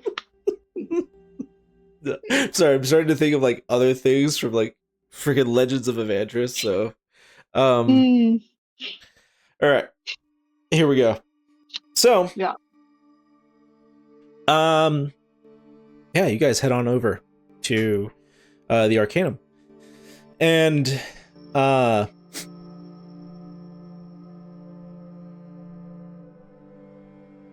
I guess this doesn't. Yeah, you're probably going to be in class by the time they get there, but Saying things like, but why is that a rule? Are we getting a coin when we leave? Oh, I have the coin. Okay. yeah, Aerith, you Right? get the coin back when you leave. So, Yeah, because when we come in, it's gone, and then when we leave, it's been just reappearing, which is why Cat or Folion just fully believes, like, oh, it just comes back. yep. I did not have a coin, but that's okay. Which he would not have known that. Yes, it breaks this problem to figure out. It's okay. I didn't get to class. So you all do make it back to the Arcanum.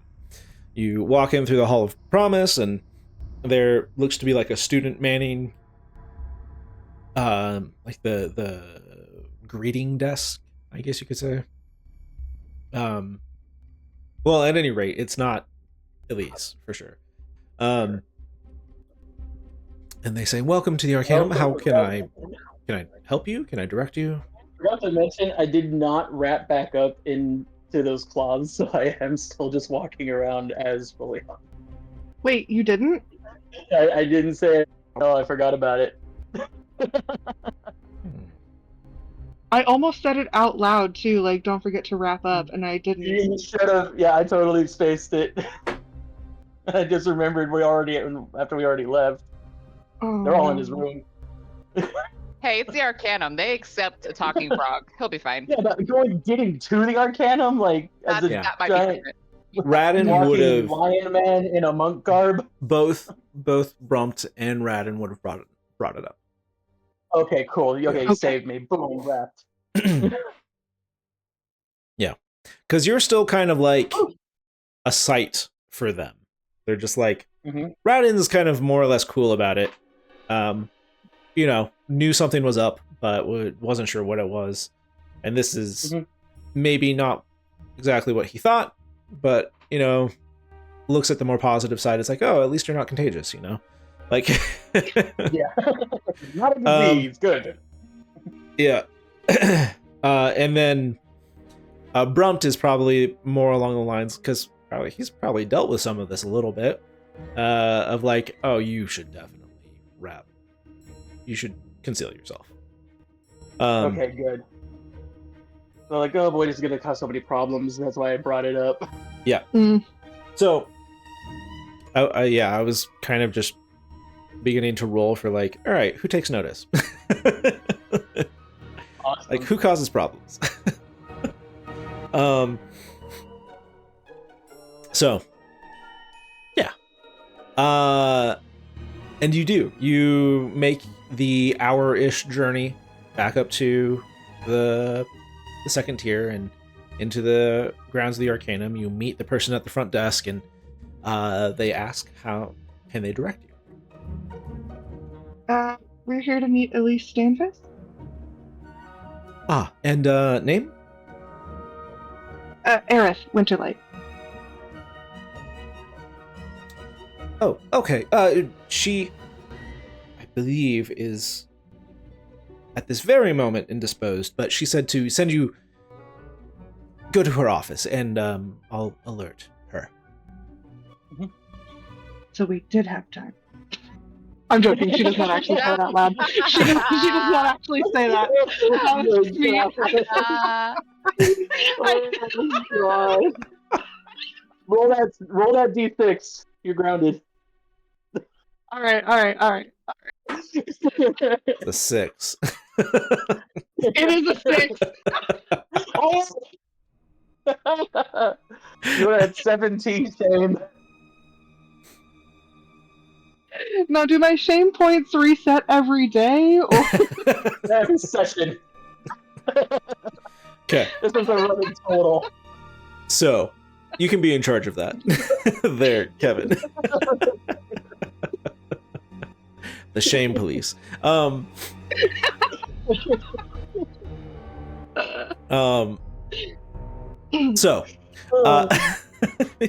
you guys are brought through the Arcanum. Again, all of that beautiful stained glass window. It's very Victorian-esque, kind of like in the interior. Lots of wood paneling. There are tapestries and so on and so forth. Books just kind of lining the halls. It feels very homey in here, very much like a good cozy library, like old time library feels, not like these current libraries. Anyways, no shade, honest. And yeah, you are allowed into Elise's office, and the office, again, like once you're in there, it is a lot of drapery around here. It's kind of feels very dark, but you know, once there's a presence in the room, the lights come up and they're again that kind of like bluish hue, and there are some warm glows from various other light sources, like a chandelier above and in corners in the room. And yeah, you're just kind of left here for a moment or two. Are there any books just look like I could grab and just read? There, a lot of the books are in a bookshelf but they are barred, so they are locked under lock and key. Okay, then he'll Behind just the desk. slowly kind of read the spines of each of the books and just kind of see But what they are. Then It does appear waits. that there is kind of like a small stack of books on kind of like a coffee table. None of them seem to be in common, however. He's gonna just stare at it anyway and just try to see if he can notice anything. Gotcha. Yep. Are He's just Are sort of any of them in- flipping through a book. are any of them in Dwarvish or Elvish? No, actually.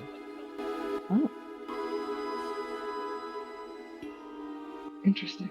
She did give you the impression that she likes to research and is very curious about the more esoteric things around magic. So, finding more esoteric languages amongst her reading material is maybe not all that odd. Well, then while he's just waiting, he's gonna furrow his brow, pull out his book that's in the Onin, and just kind of compare the different like symbols and how different they are. And he's just occupying himself, Yeah. so you don't have to worry about it. Yeah. Yeah, exactly. And like some of them use the same alphabet that Common uses, but it just doesn't make any sense to you.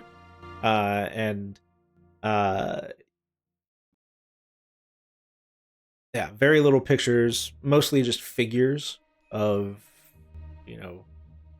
could be a data set, could be an equation, could be something, and all of it is just gobbledygook. So, to you.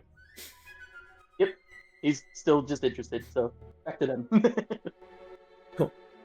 And it's not a long time that you have to wait, maybe like 5 minutes-ish. But anything you guys discuss in between then? I mean, we don't. Did she say that that Brixta would have to stay at the Arcanum, or was that like an impression that we got from her initial sending? She didn't mention it. No. Okay, so I think I'm probably just like kind of like Folion. I'm just like looking at the spines of the books that are behind the bar and just seeing what catches my eye. Not that I can read any of them, but like just curious what she was reading. Yeah.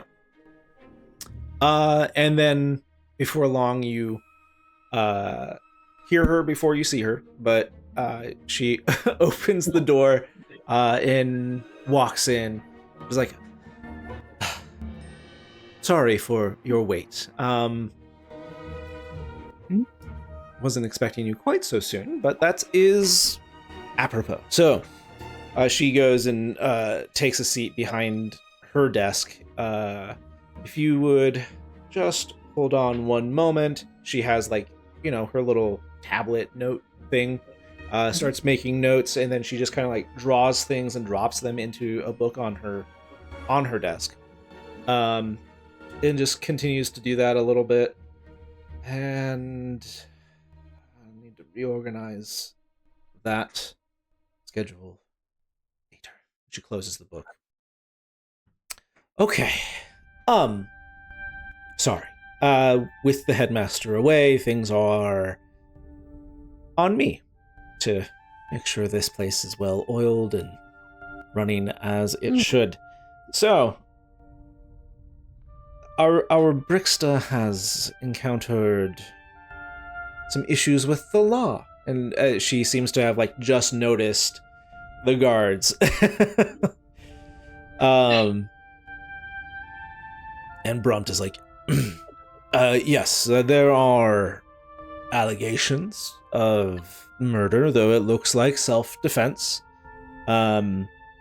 with perhaps excessive force, but self-defense. What force is excessive when one's life is in danger? Well, that is an argument to be made, yes. And it's like, yes. I understand He's trying that to you work with the trauma are so hard. are just taking interest in the law and making sure that it is being upheld. We appreciate all that the guards do, especially to keep these citizens safe, and even our fair travelers here in the city. And we would like to help as much as we can. And Brunt is like, well, we won't turn away help from the Arcanum for sure. And just how much help is as much as you can, because I think that there is a cult that needs to be addressed. Well, in that case, I should think that we would be well suited to helping. Cults, while not exactly our specialty, typically have some manner of magic occurring, and one or two of our staff or faculty would be more than willing to accompany you both, or you all, in whatever endeavors you have. We were making our own plans to investigate. We do try to keep things from spilling out into the general public. As I'm sure Inspector Brunt, was it? Yes, Inspector. Yeah. As I'm sure the Inspector here is mightily appreciative of. So. Hush. No, I genuinely appreciate you doing this. This is great. Because I know, I've been there. Yeah. So, we were about to go on our own fact-finding mission. Put our feelers out there. It seems like you have some information that would be of particular gravity for this, for us. Save us some footwork.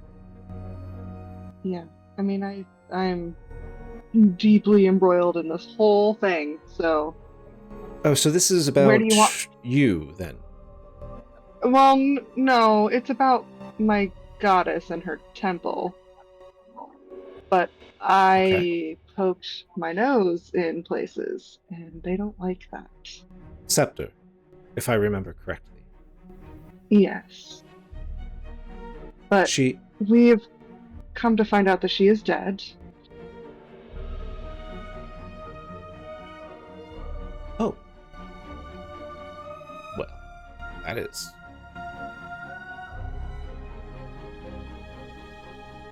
Tragic is the word that I would use. Yes, that is Especially, tragic.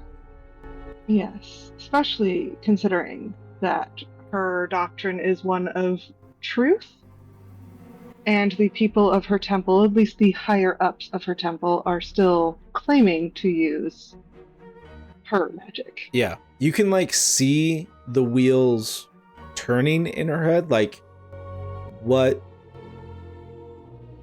can that even, like, you imagine that she might be like going through like, is that even possible? What would kill a god? Like, is she gone? Like, can I trust this person? Like, can I trust their perspective, etc.? Like, what does it mean for a god to die? Yeah, there's a whole bunch of things that start like looping in her head. And then you mention tragic, and it's like her face softens and she's like, yeah, okay. I am deeply grieved by that news. That has to be just an atrocious feeling for all of her faithful. And unfortunately, it gets worse. Worse. Do tell. We believe that the people that are after my friend and her devoted followers are eating the flesh of a dead god in order to brainwash their followers. And I don't- it's, We don't know if it's actually scepter that yeah, they're eating. yeah, we're not sure what's happening with that. We're still trying to figure it out. She tugs at one of the gemstones in her bracelet, and it comes away as a key. And she unlocks the door to or the one of the bars to her small little library here, and she is kind of, this one, closes it, locks it, lets go of the key, and it disappears in like this puff of like bluish smoke. And you see the gem reappear on her wrist. And she flips through what looks to be like well, it's a leather-bound tome, but it doesn't looks either more fleshy than most other leathers, or just, whoever tanned it wasn't picky about where they were leaving things on it. So and so she kind of flips through it, and if you catch a piece of the script, it looks maddening to kind of read. And she just kind of flips through it really quick to a particular page, and yeah, there's no face on it, let's put it that way, but like yeah, doesn't quite look like leather. Yep. And so Ooh. she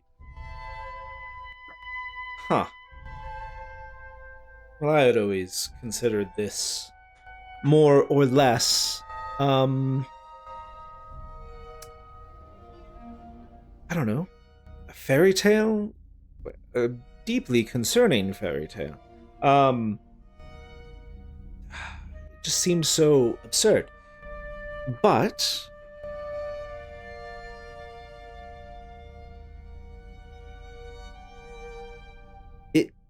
perhaps there are entities out there. Maybe they come from the bodies of dead gods.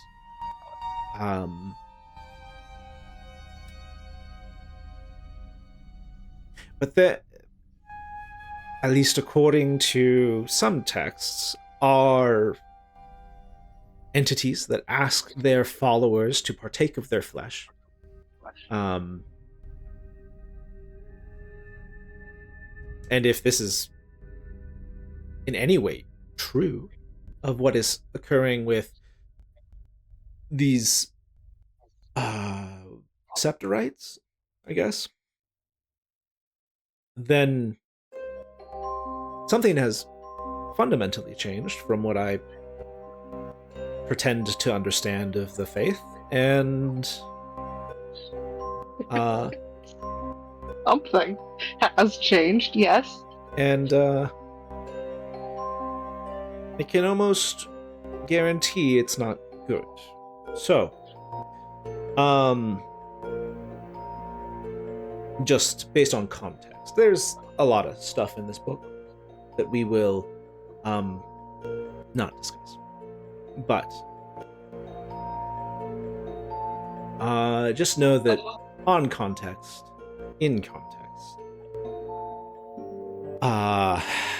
this ritualized eating of flesh of their god or some creature of power is to then gain that creature's power or parts of its power or insight into the creature, forbidden knowledge, etc. It's like a panacea of all kinds of esoteric and usually vile things. So Inspector Brunt, the Arcanum officially wishes to extend any aid possible that we can give to this matter, because this may be more than just our students' safety.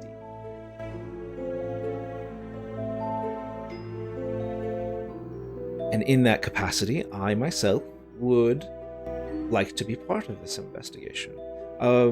So far, I have recruited our dear Professor Orndale as a willing volunteer, to which we will have to figure out overload and other things that the Secretary takes care of at a later date.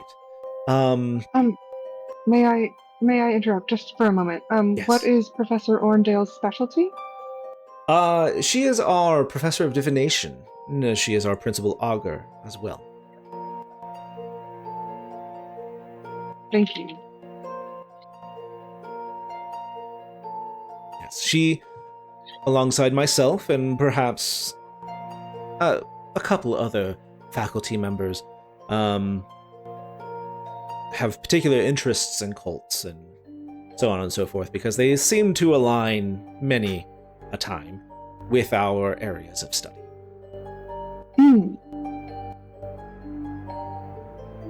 So, what is your proposed plan?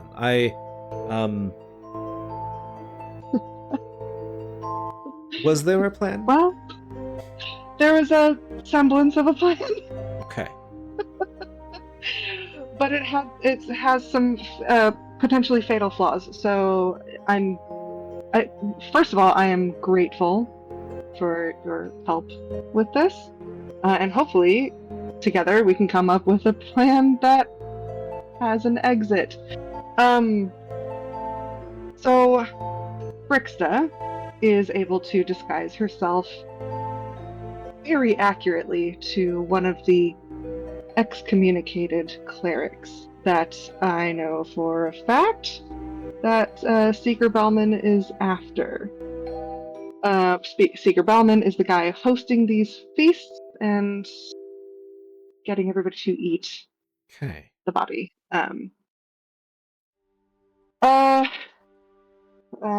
Yeah, so we were going to have Brixta in the guise of Brielle, the cleric, act as bait.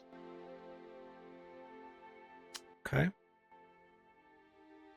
And then we Well- were either going to go with her or follow her to wherever they take her and make it up as we go along from there. Yeah, that's as far as we've gotten so far. We were hoping to get some help on how to get her out of there. Okay. Well, we can be that contingency plan. So, Like a big sigh of relief. Inspector Brunt, how... I imagine that you've kind of given her more of the story. Unless you didn't want to. I answer whatever questions she has. I tell Okay. her everything that I know. Yeah, she gets more of the details, gets more of the story, and says, okay. Well, it seems, yeah, conspiracy and cult activity, at the least. Dead gods at the most. So, let's... Inspector, how much of your law enforcement can we rely on here? Brunt is like, I have no clue. Someone tried to poison me, and I don't even know who all else may be following this religion. It's cult. So I think it's Radin, Carl, and me. For now. I can also cast Zone of Truth, and discover if anybody has. Well, if they Yes, they have to if be the spell affects them. willing. but- Yes, and Yeah. they can abstain from answering, which may give us an answer and may not. Just, Lack of an the answer only- can still be an answer. Yeah. The only question I'd can. ask is, been to any feasts lately? Like, you know, it would be a little bit more direct than that, but Okay. essentially that would be the question. Sure. Yeah. Okay. Well, But yes, it's the three of them for now. Lyrian is incredibly adept at gauging the weight of a person. Not their actual weight, mind you, but although she might do that too.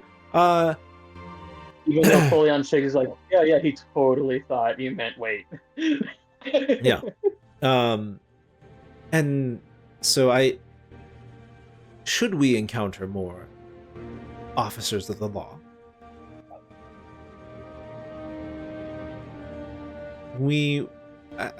I think we might know. But if there's nobody that you can think of right this moment that can share in this knowledge, at least not with exposing it or succumbing to danger themselves, then perhaps we should keep it amongst ourselves and go forward with this bait. If you put Brixta as bait, I do hesitate to endanger one of our students, especially someone on their second day. Well, technically first. First.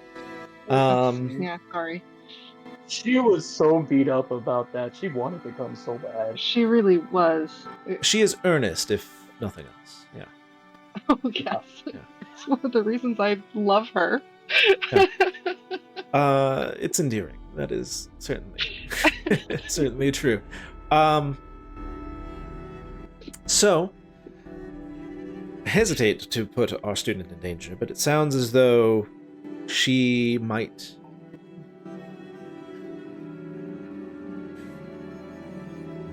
Well, we can act as bait ourselves. I am very adept at spell disguise self myself. So,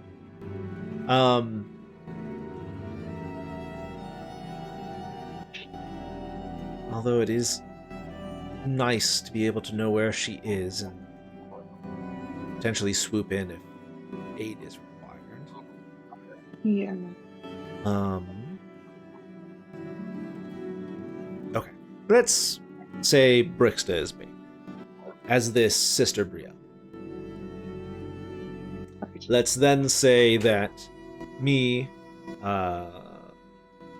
Lyrian, and I've yet to hear back from another professor, but we reside in the wings, awaiting any danger that may befall her. Okay. What can we say everyone else might be doing? Well, I I'm think pretty we good at being sneaky, so I was going to follow as close as I could. Yeah, I'm not good at that armor. But we do have a frog that can turn himself invisible. Send him And with into a Brixta. hat. And into a hat. And into a hat. That feels less convincing than being invisible. But yes, yeah. Okay. Do we Might know be easier. anything about who we're supposed to meet? So, Brixta, being Brielle, goes to meet this contact of this other cleric in the Alley of Embers. Mm. So, do we know anything about this contact? Just a kid named Nib. Just a kid named Nib. Nib. Okay. Alright. Well, And that's why I wanted to follow, because I do not think it's not a trap. indeed. I mean, it's a trap that we're willingly walking into, but, you know, how do we ensure her safety during transport and when she gets to where they're going? Right. Is there a way to magically track her? We can potentially, yes. Okay.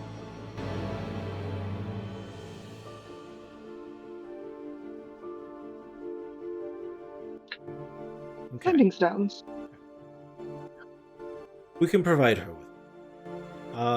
The issue becomes if it's discovered. So, Hmm.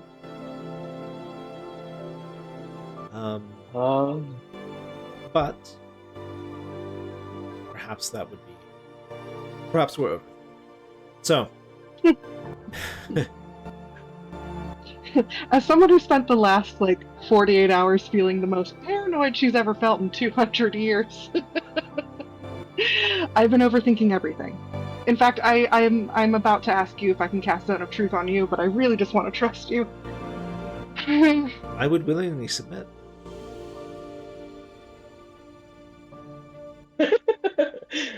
And now the awkward decision. Could can we meet with Professor Orndale and can I cast it on both of you? I'm worried about Brixta.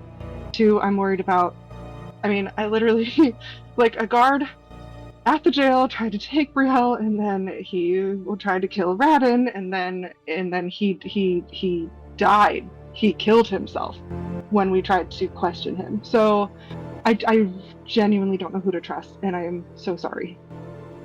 That is traumatic. I'm so sorry. Yes. I will contact Orndale and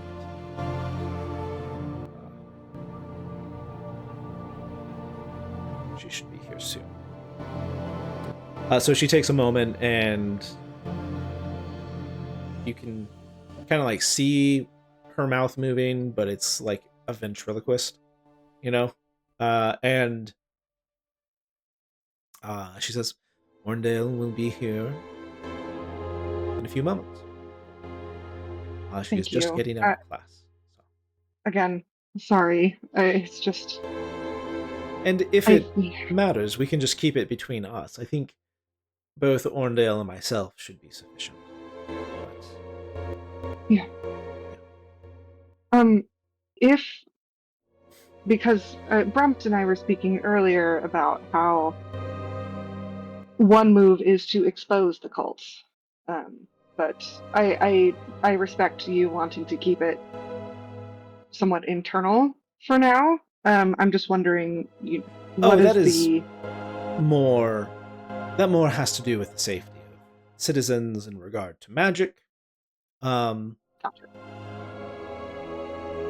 I do question the wisdom in just revealing everything carte blanche to the public.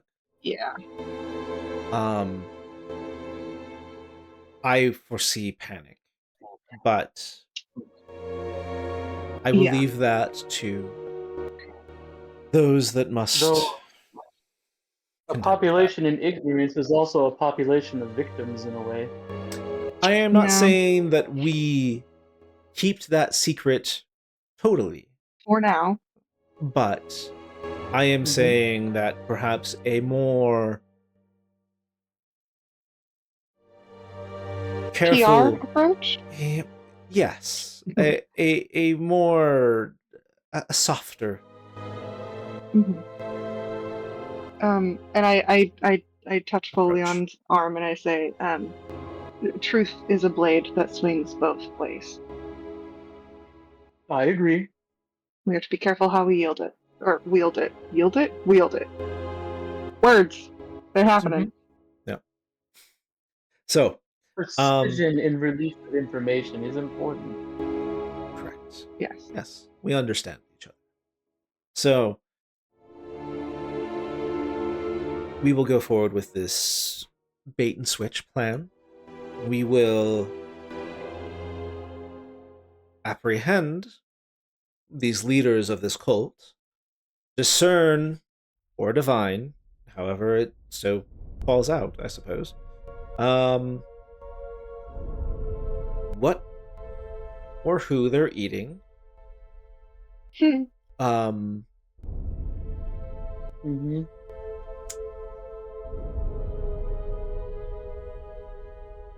hopefully by the end, we shall have our student safe and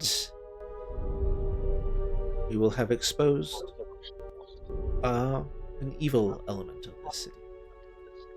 And vengeance. Is it? And I also noticed something that And vengeance. could be a large amount of people, but they seem to target those who kind of are at the bottom of this rock bottom. So you could always see maybe where people have been disappearing. They're going after the vulnerable. And it's the easiest for a cult to target, so that makes sense. Yes, precisely. So, hopefully this will be the head of the snake, and it's not a hydra. He So- winces There are at also- that mention. There are also missing clerics. Clerics like me who were cut off from Scepter's divine magic. I don't know what the cult has done with them. You know,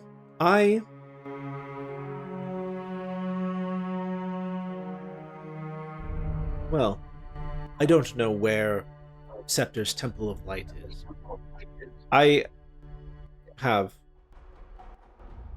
run across that it's somewhere in the mountains to the north. And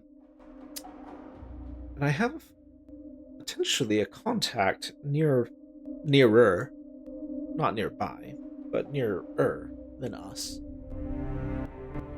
who may, because you say this happened a couple of weeks ago, is that correct? Mm-hmm. Well, he's crazy, but he might know something. Harold Porter? So, how did you know that name? Caroline? No, that no, was I meta. know. I mean, if we could get word to the temple or hear from them, I mean, I was hoping to find the missing clerics and send them with Sister Brielle to warn them, but that's a month and a half long trip just to get there, so Right. Yes. if you have someone So, closer, that would be amazing. I have someone that is perhaps a couple of weeks away. Like, you could probably make it in a week if you really tried. Might kill a Yeah. few horses, but so okay. I'll reach out. See if he's amenable to questions. He may not be. This may actually do more harm than good. But we will see. God, this sounds like my wizard. Yeah. Yeah. Oh, Harold Porter. Okay. We have a plan. Do we have a time? Tonight, Tonight. So we don't have much time to lock it in.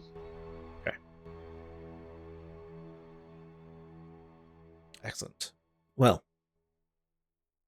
tonight, Alley of Embers. Should you wish to stay here, how are we?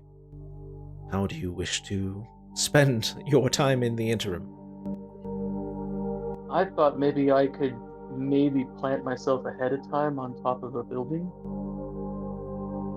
Okay, but no, it does feel as though there are several hours between then and now. Yeah. Mm-hmm. I was I hoping definitely want to leave a to. little early. I was hoping to peruse the library.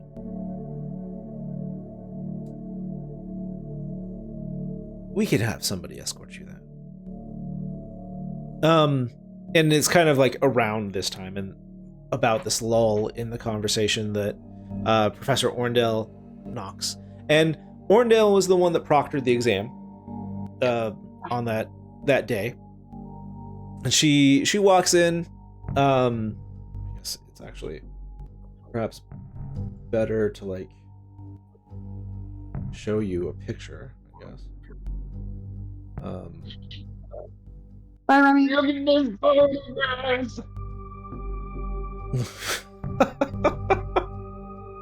Yeah.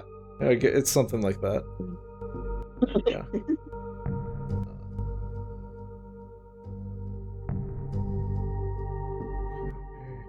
Oh, it's gonna be one of those funky wet peas. Okay, well, that's Yeah, Discord I've discovered is not great at copying and pasting things. 1 second. Really? Everything I've done, I've been copy pasting. Josh and I specifically have been having trouble with Discord. Where he tried to send me a character backstory and it showed up like gnarly. All like the a extra text web game document, characters. Yeah. Yeah. Like I was able to read it, but That it is was unfortunate. giving my brain some problems.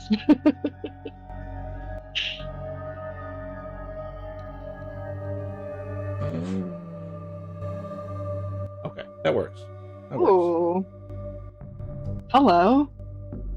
She's gorgeous. Yeah, no, the character art was like for a lot of the professors, honestly. Like, yeah. It pops off. Yeah, right? So, yeah, that's Lyrian Orndale. And she walks in and it's like, kind of absent-minded of you all, and just is like, my dear, and she grabs Elise by the arms. It's like, so good to talk to you. Like, we don't have time to chat nearly at all anyways. And yes, I will come along. No, and yes. And Elise is like, I haven't even asked questions yet, but you will. Don't worry about it. And just keep it in mind. No, then yes. And she turns to you all and is like, what a eclectic group we have. And Mr. Bandages over there. She like looks over at Elise and is like, he's safe. Don't worry. It's nothing contagious that I know of. She addresses to you all. No, No, I am it's just me. Okay. I don't believe we have met. I'm Aerith. Oh, I'm so and- sorry. Right, you haven't even. Yeah. I sometimes get ahead of myself. Well, I hear that's sort of your job, so. Indeed, No hard indeed it feelings. is. Yes. So, my name is Professor Lyrian Orndale. I am the Professor of Divination and this wonderful institution's principal augur.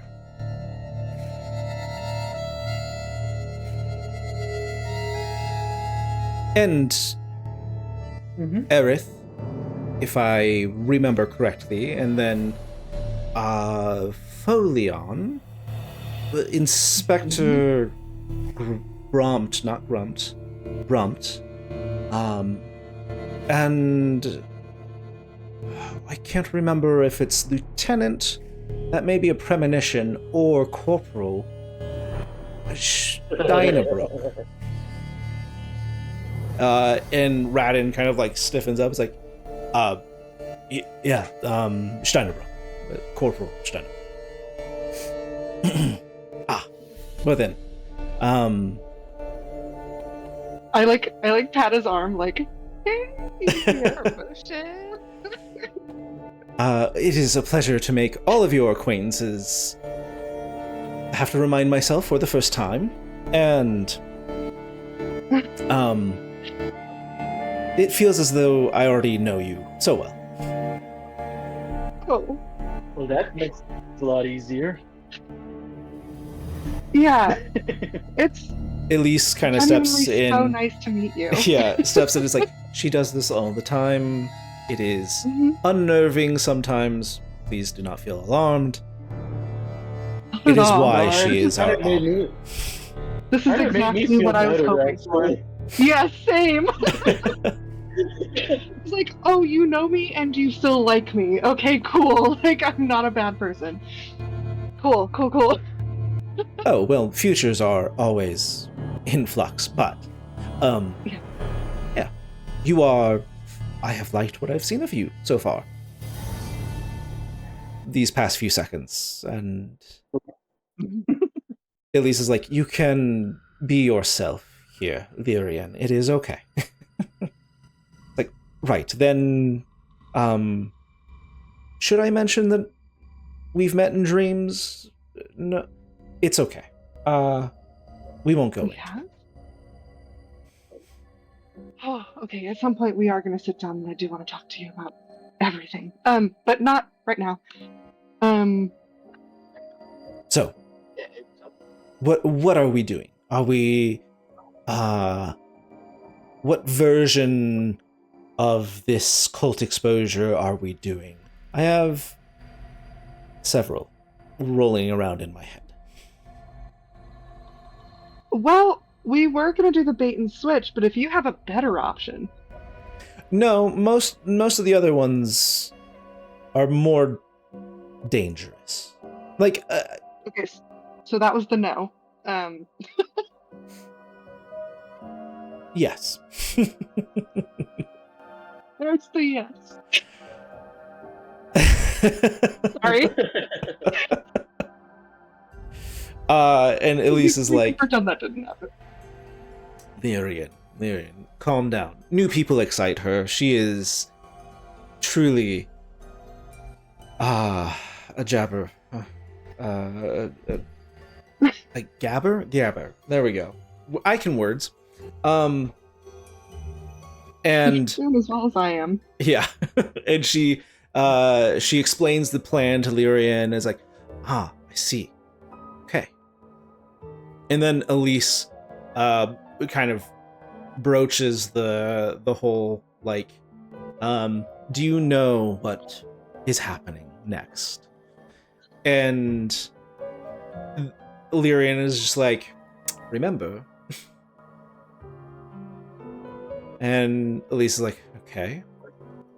Well then, I assume you are helping. And Lyrian is like, I shouldn't have to say it a second time, but yes, I am helping with this. I already told you. We should probably cut it off there, but yeah. Now you're meeting more of the Arcanum's faculty.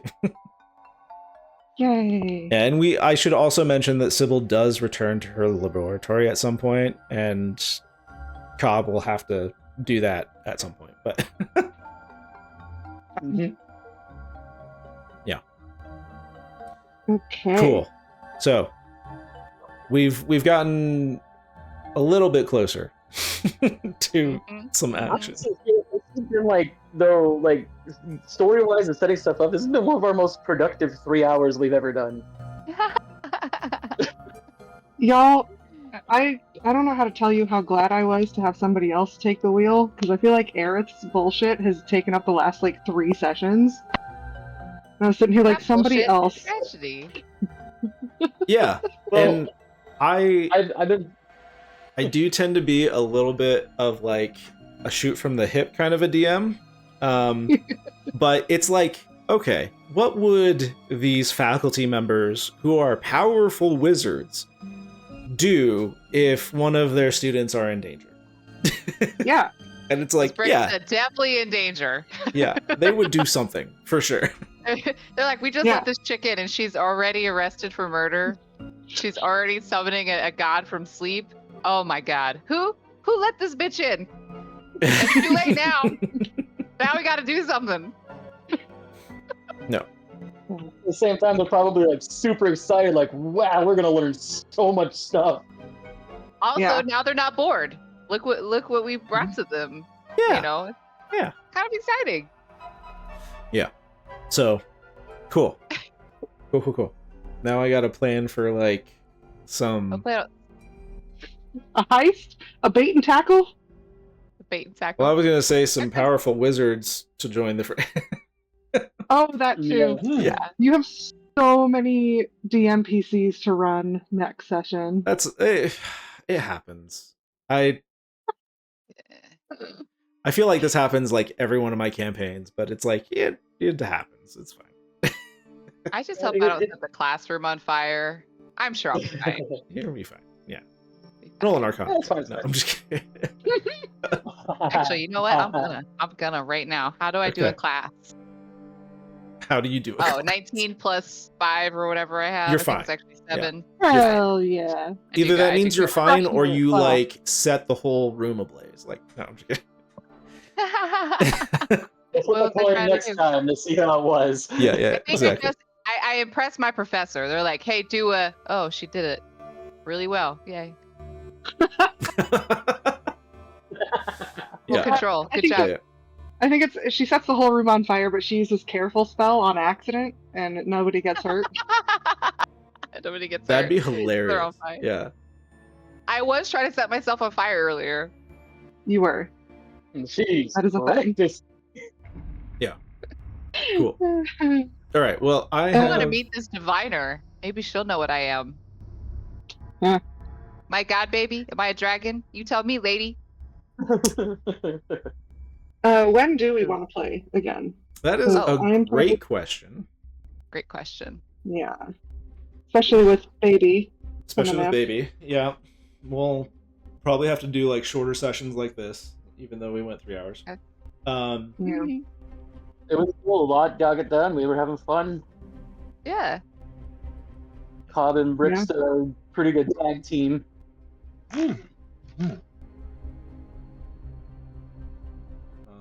I laughed very hard today. Very hard today. I was sweating. My face was red. Yeah. Let's Oh. see. At one point, I laughed so hard that I did get dizzy from air loss. So that, Huh? like, if you saw Yeah, I me just noticed duck off that. to the side, I that's did. what was happening. I Yeah. did see you duck to the side. Yeah. Do that exact thing. So Yeah. you I laugh didn't, so I hard, didn't mean just for it to sound everything that way. I'll stings. just say that. I didn't mean for it to sound that way. And then I heard it once it was pointed out, and I was like, oh no. And it just set ablaze after that. Eric, That was or funny. sorry, Caroline. Yes. The 7th does not work for you, correct? Correct. I will be in Boston. But I have the Will there be 14th a and the tea party? 21st free. Oh, yeah. I'm going to dump some tea in that harbor. It's my American right. Well, let's tentatively plan for the 14th then. Yeah. Okay. Yeah. Good at that. On Flag Day. 1 p.m. Oh, for you. Sorry, yeah, for me it would be 1 p.m. Yeah. The usual time? Or do we want to could do... like a 10 a.m. Yeah. What Yeah. fucking cartoon is this from that I've just put this gift down? I do not know.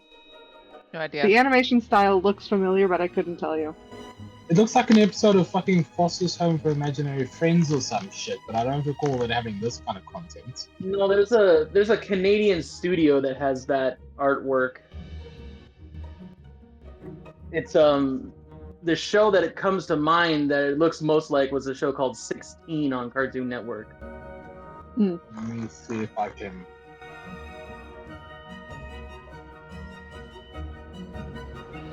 Game, guys.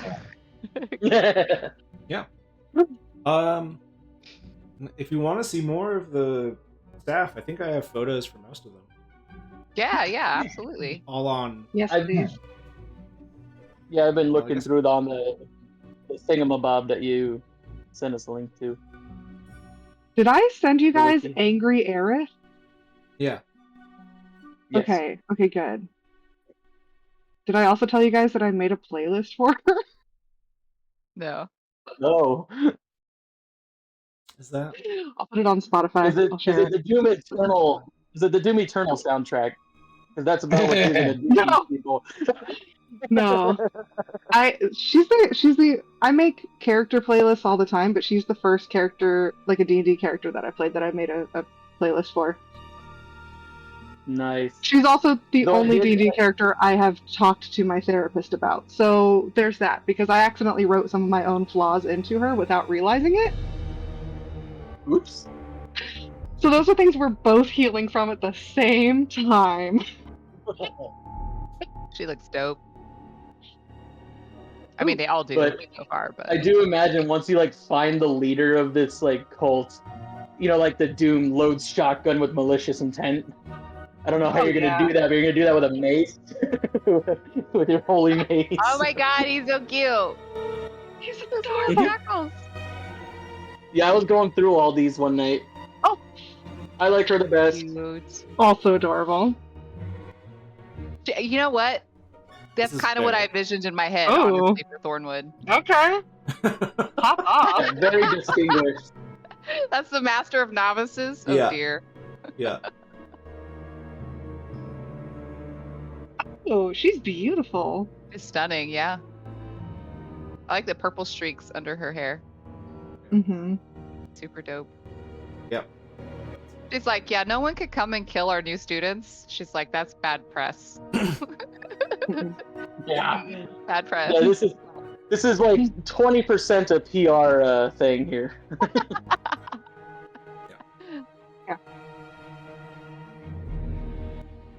I agree with most of their rules, so I'll follow most of them. Yeah.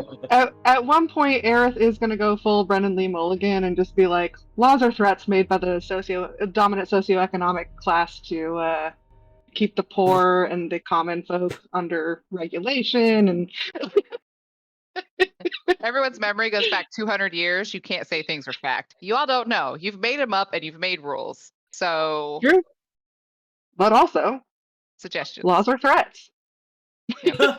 Oh, yeah. They're consequences. Yeah, So, if you are yeah. powerful and wealthy enough, laws don't actually matter to you because you're not going to Facts. face consequences the way that somebody who does not have wealth or power will. And that is just one of those uncomfortable truths that Aerith has come to learn over time. Yep. So she at and that Radin point, are going to have that philosophical conversation. Like, laws also affect elves differently because they can, like, Oh, yeah. the consequence of, like, going to jail for a period of time is maybe not the same as it would be for another person. Like, Yep. like time doesn't happen the same for elves. So it's like, Totally. Yeah. I've been watching Frieren, which is an anime about an elf who's like So 1,000 years good. old. it's It's such so a good anime. Yep. Love We it. are- At Journey's End, Yeah, we're dealing with the part where she's like, no, of course I don't have a magic license. They change the rules every couple of decades. Like, why would I have a magic license? I'm 1,000 years old. So they have to go through this test Yeah. for her to become a first class mage or whatever. And it's like, you guys, she's fucking Frieren. She's a first class mage. Just give it to her. the person running it hates her. Well, spoiler. Yeah, I knew that. I knew that. Okay. Like they've butted heads a couple times where Yeah. we're at, but I'm just like, I yeah, say what I happens. feel like I just said it sucks. That's funny. yeah. Yeah, it's stuff. dope. I love that anime. It's such a good one. Ah. All right, I gotta jet and help All my right. wife, and Bye, guys. We'll Yep. see you in a few weeks. I hope everything goes well for you. Message me if you need to talk at all. yeah, Thank you. Hop on. Thanks very much, guys. I love you. Appreciate Take you all. care. I You'll love be you. okay. Love all of you.